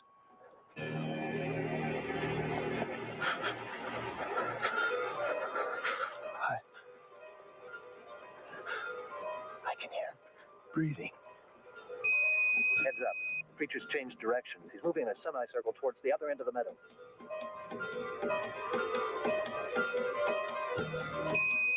Second, there's another creature on your side. He's just broken gate 8. I can hear him moving. Just inside the line of trees. I can't see him. But I can hear it. The sound is coming from near gate 7.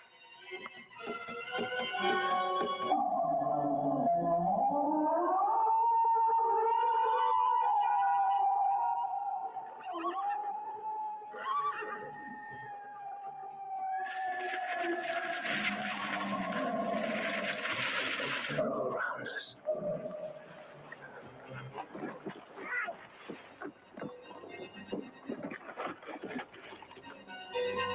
Vernon! Vernon! There's one in the camp!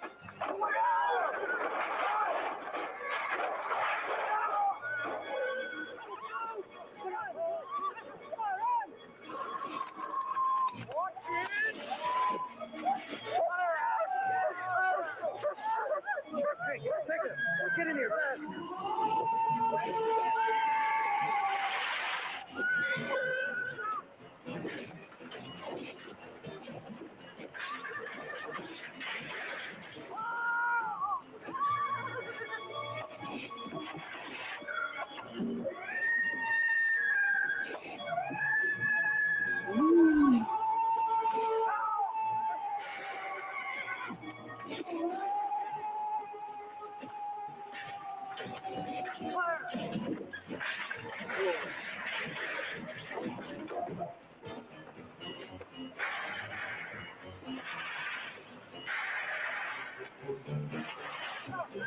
Oh.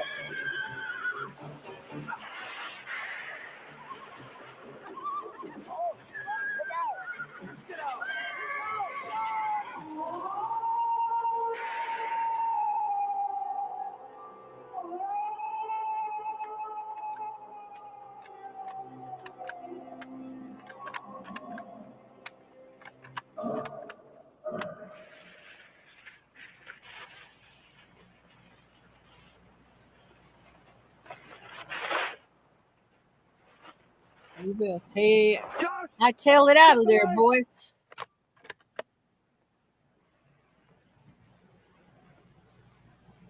Whoever's left.8.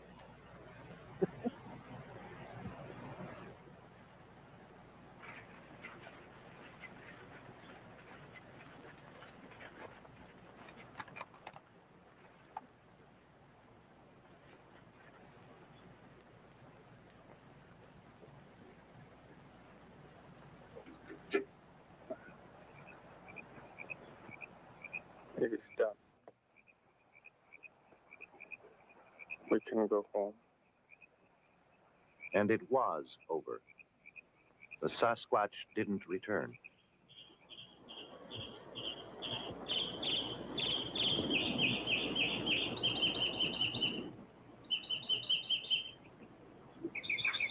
Our camp and equipment was smashed and ruined. We had several injuries. Barney had a vicious cut on his head. Markham's knee was shattered. And poor Bob Vernon was in shock.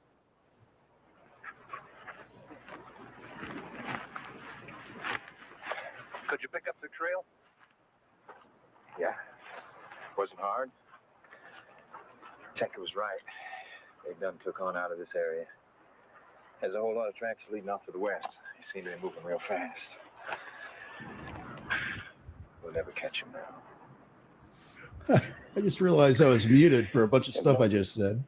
Oh, and I was looking at the show, so I didn't see you. Like we're finished here. I did a whole Vietnam, the Charlie's in the Wire bit, and nobody heard it. Just coffee. As soon as we get this mess packed up, we'll move out.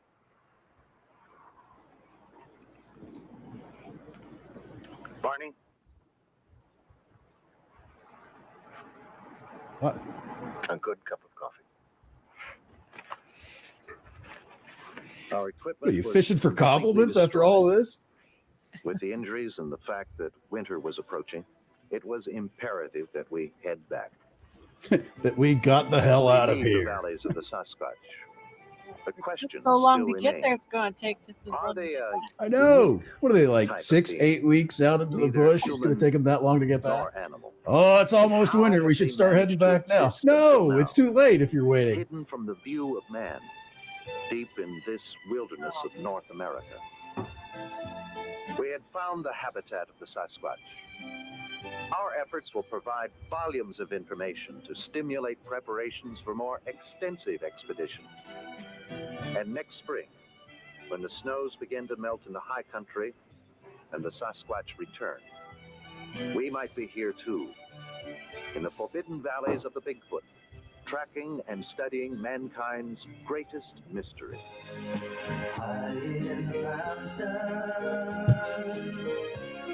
There is a legend few people have seen. High in the mountains. What? Strong as the river?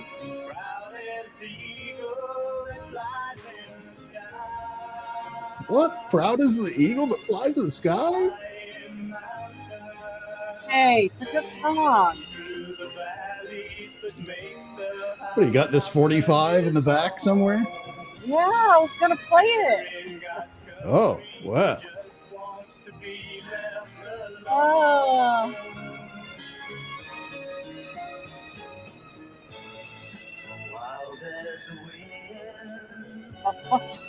It was the Sasquatch. Clark. Bye-bye. Bye, Sasquatch. Bye. Go get a haircut. That is it, Yeah. folks. That's the end. Yeah. Took myself out.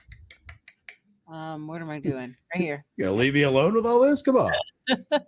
You're doing so good earlier, so Well, I like I this. muted myself while I coughed and then left whole tracks of stuff that I said. But anyways. Oh my god, this So, was like that was text-wise, actually not this wasn't the best.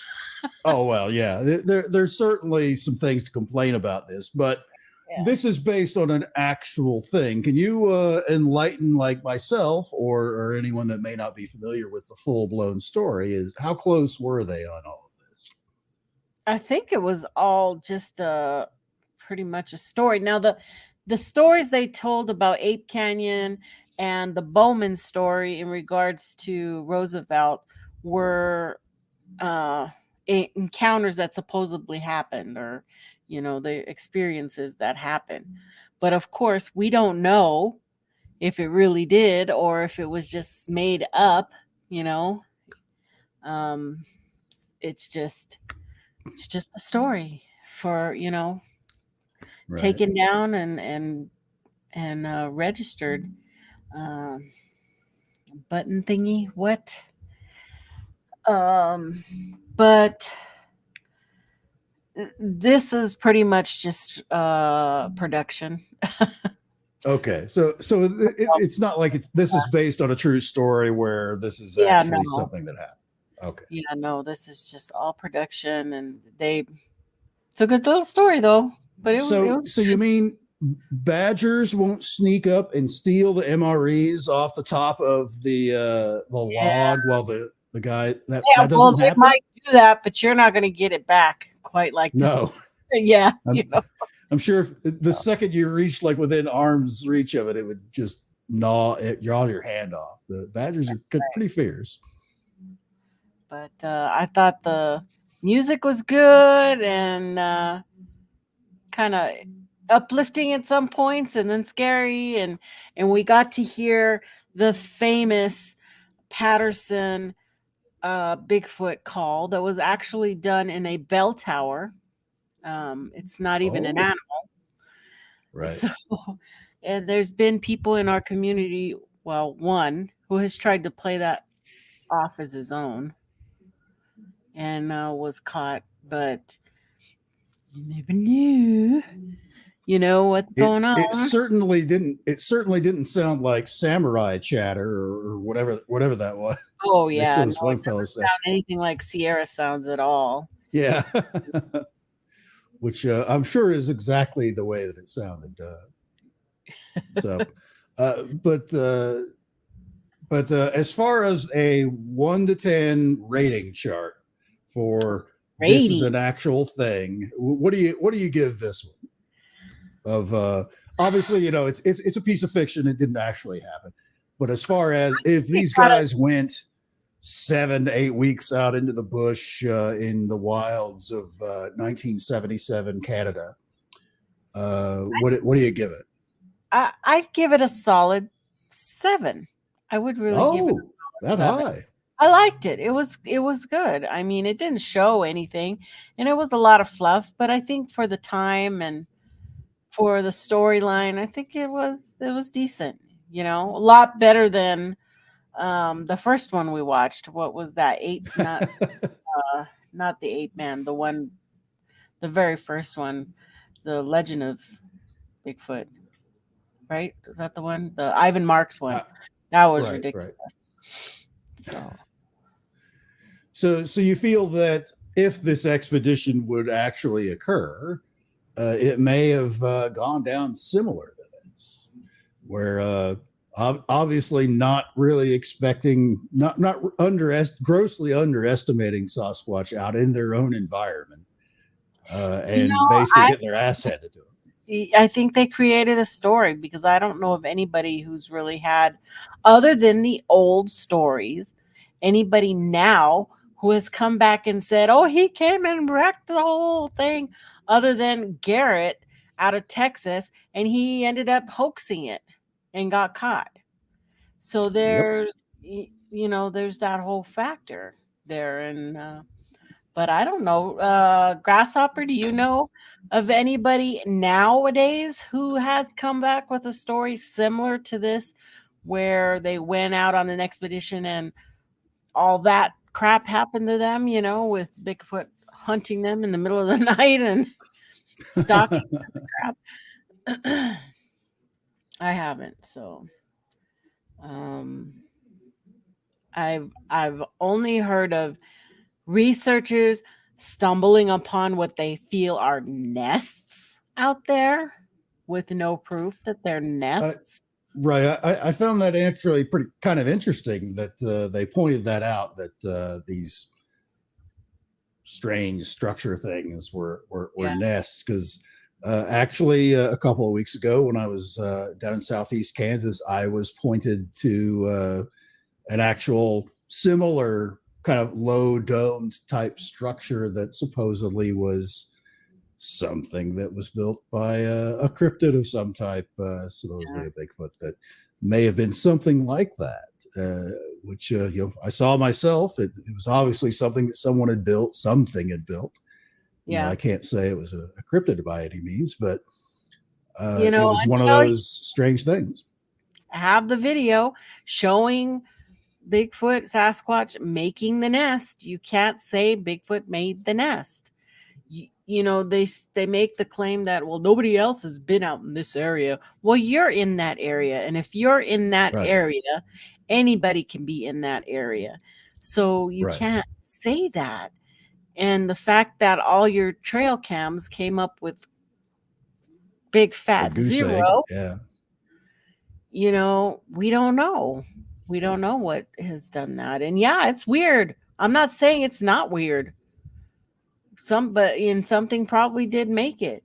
But whether it's human or Sasquatch, I don't think we'll ever know without a video of it happening. And so far, that's what we can't do, what researchers or boots on the ground people can't do. Sure. Now, if just a random person came up and told you this story, like the movie we just watched, how much credence would you give it? Very little, because I am not the one who really takes on to the stories very much. Right. Personally, it's just a story, and that's where it gets marked. And it can be exciting and interesting, and it can be all these things. But as far as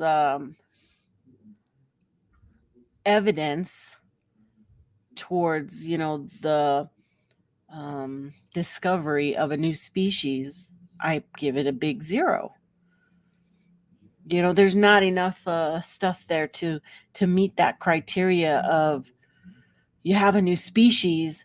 Well, you have to be able to go out and see that species over and over again and prove that it's there.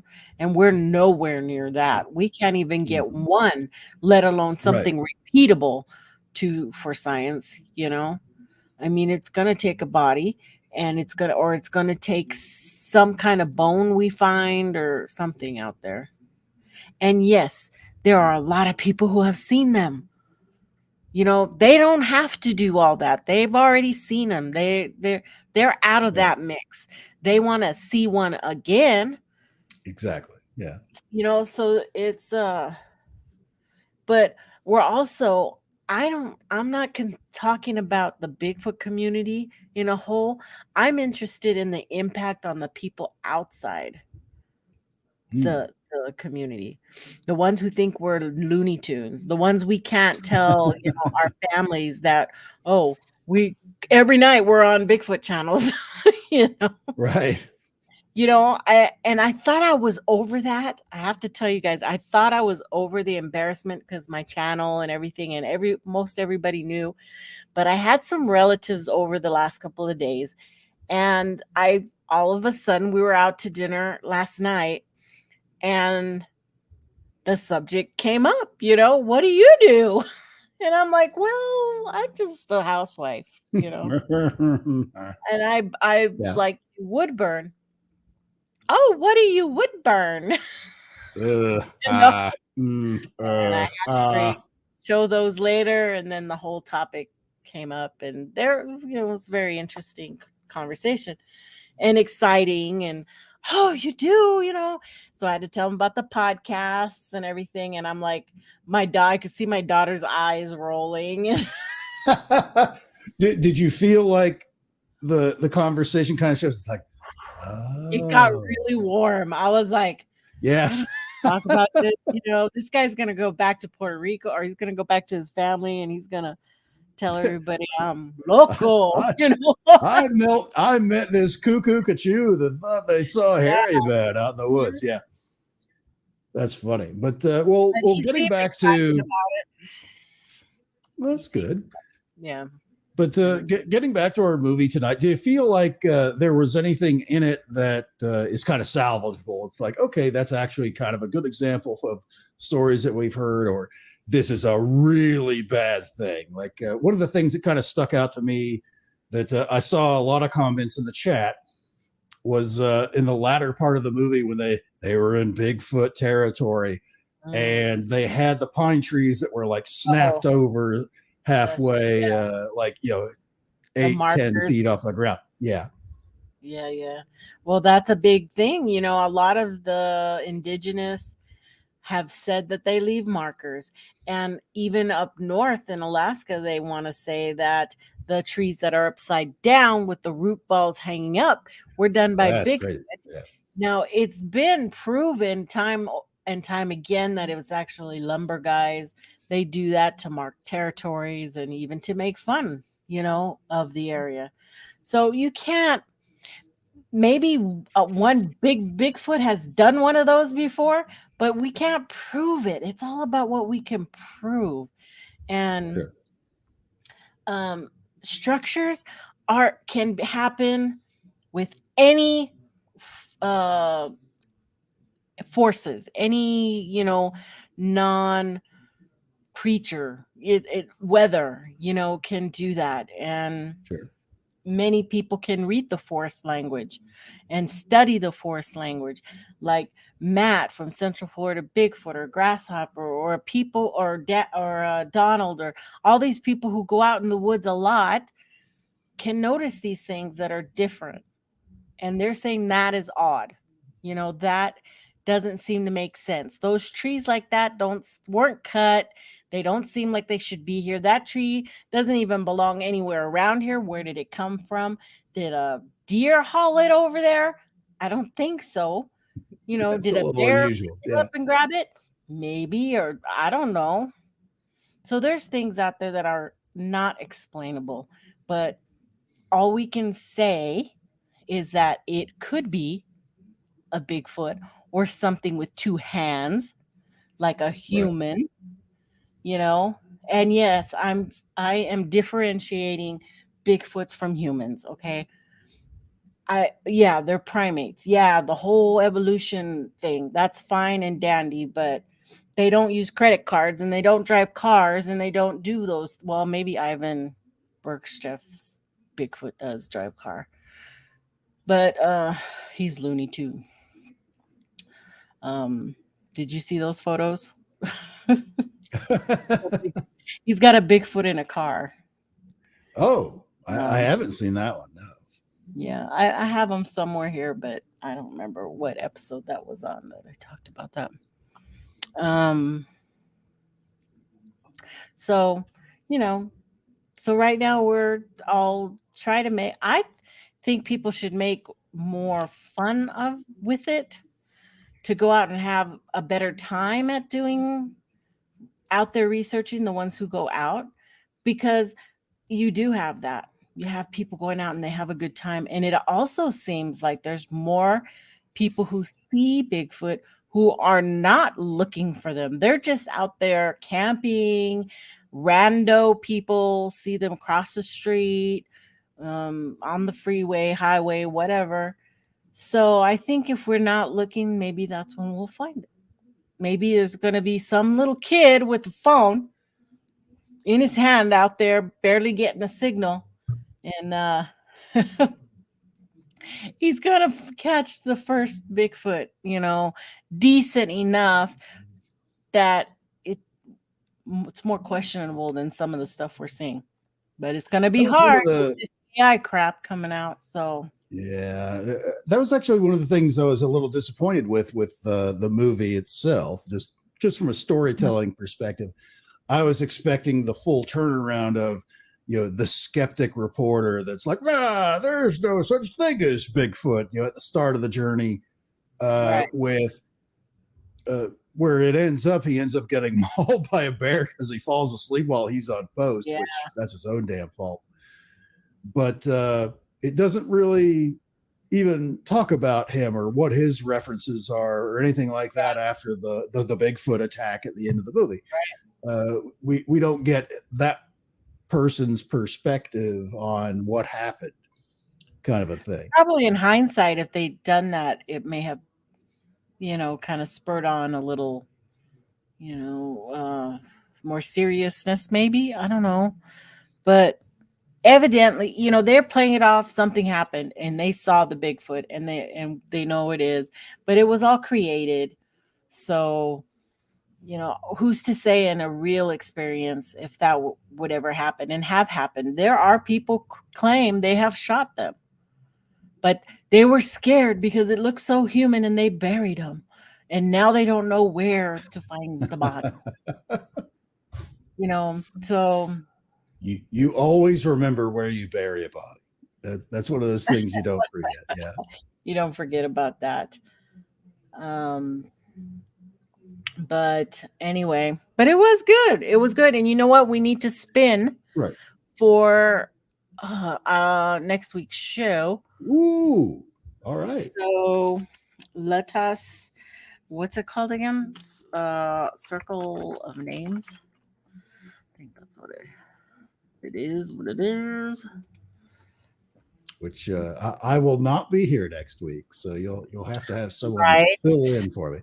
So someone that will actually remember to turn their microphone on during important, funny parts. So I can't believe I don't know if there's going to be a show next Sunday either, because I feel like I need a little bit of a break, and I wasn't even sure I was going to have a show this Sunday, but I decided to just have a fun show, just having trivia days. So that'll be fun. I don't have to prepare anything, and I'm afraid I'm burning myself out just a little bit with some content stuff. And I realized that after how much I put into getting my house ready for a guest, and I'm like, oh my God, I gotta stop doing stuff and start thinking about my house. So yeah, your house is fine. yeah. Well, I have standards, and this is my husband's cousin. He's a retired lieutenant colonel. So there was standards that had to be met. I've been on my knees cleaning the boards, the floorboards. Okay, we get it. Okay. Yeah, we get it. Yeah. Anyway, why? Oh, I see why it's not letting me. I have to do a new one. There we go. Nope. There it is. So, are we ready to roll it? Do I need to go through what right now? Do you guys want to hear the list of what's left on there, or do you want me to just roll it? Let's hear the list. I would like to hear the list. You'd like to hear the list? Okay, real fast. So we have the Snow Beast, Night of the Comet, Legend of Boggy Creek, Encounters, The Hypnotic Eye, She Beast, Abbott and Costello Meets the Werewolf, Creature from the Black Lagoon, Dr. Jekyll and Mr. Hyde, Frankenstein, House of Dracula, Night of the Living Dead, Snow Creature, and The Phantom Planet, double feature, The Beast from the Haunted Cave, Jesse James Meets Frankenstein, and Billy the Kid versus Dracula. That's also a double feature. Wow. The Killer Shrew and the Giant Gila Monster. Oh, those are both super classics. Yeah. Yeah, Them, which is the ant one you guys were talking about. Ah, the giant ants. Yeah, The Blob and Kingdom of the Spiders is what. Oh, wait, there's more. Shit. Hold on. Why is the whole thing moving? Stop it. Okay. Oh, and then we added Invasion of the Body Snatchers, the black and white one. The face. Oh my God, that dog with human face freaks me out. Classic. Gargoyles, Young Frankenstein, Chud, and the Birds. So, quite the list. So here we go, folks. I am going to run it, and we shall see what we get. What do the fates hold in store? Oh no! The one I didn't want. The only one I didn't want to watch. Hey, carnivorous human underground dwellers. Oh my God! I don't know if I can sit through that movie. Why did I put that on there? This is the one with that really gory face, huh? Oh yeah, there's plenty of gore in the old Chud movie. Dang, that's the only one I didn't want to watch for reals. I should have left that one out. All right, but there you go. That's what's gonna happen, folks. Maybe I can't find the full movie. Maybe I won't be. Oh darn! I couldn't find it. It didn't work. Oh no! I guess we'll have to go with spin the wheel again. Let's do something else. I spun the wheel and I chose, and this is what we're watching. I absolutely love that one of the options is a freaking Mel Brooks movie. That's amazing. Which one? Oh, I love it. Yeah, Young Frankenstein in there, right? Yes. I did find that last minute. I found that. Man, that is great. So, and you guys do have to remember for that, for reals, I haven't tested all these movies. Okay. So, before there's like 5 or 6 on that name, but they're like trailers. They end up being just trailers and not the full movies. So I literally have to go to each and every one of them and make sure that it's the full movie. So I will let you guys know if there's anything wrong with the Chud movie, but we'll watch it because that's what we spun and we're going to stick to it. Thanks to Grasshopper. If you have any complaints, take it up with him. It's all Grasshopper's fault. Yeah. That's what I've always heard. So if it gets really bad, then we'll just cut it out and we'll do something else because I can't remember how gory it is. So we'll see. I might have to do a test run before the show. Yeah, you might have to do a review of that one. Right, because I don't know, if YouTube will allow me to show gore. Yeah, that's a good point. You may need to double check that one. I have to check. Even if it is public domain, it doesn't mean I can show gore because that still applies. So I'll check it out. I'll have to check out a few scenes and see how bad it is, or if it's kind of like, that first one we watched with the blood ketchup. So blood ketchup. Yeah, it was a big waste of ketchup, in my opinion. Donald's like, respin, Nikki, just respin. Did we really spin it? We did, and it was Chud. Who put Chud in there? Me. I can't even remember what the year was when I even watched that. It was probably it had to have been on HBO or something like that from a million years ago. We can spin another one, and I'll have it as backup in case it's Chud, important to have a backup. It's important, in case Chud is horrible. No, because I didn't do that with any of the other ones.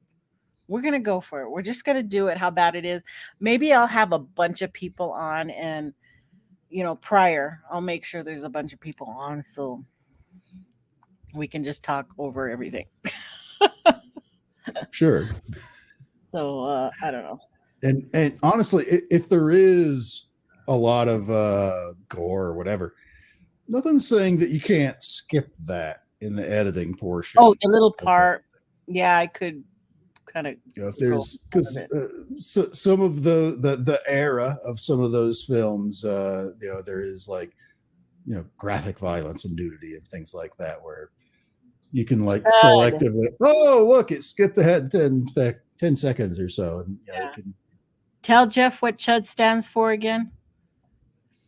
Oh, I thought it was carnivorous human underground dwellers. I think. There you go. I thought. I'll still forget tomorrow. I don't know. But so you have a great trip. I'll be thinking about it. I'll be thinking maybe I'll run the road next Wednesday to Albuquerque and surprise you for dinner or something. Albuquerque. It takes me about 5 hours to get to Albuquerque, actually. It takes me about 10, so you got a head start. Cannibalistic. Texas Jack says cannibalistic. Oh, is it cannibalistic, not carnivorous? You know what? You may be right. I think you're right. So anyway, hey guys, where's my good one? Thank you for being here, everybody. Make sure to hit that like button. And please tell one person to check out my channel. Just one. Tell them to come along for the ride. Have a little fun. Try to have a little fun. And you guys, don't forget, see you on Sunday for trivia night. So I love you guys. Let's roll those credits.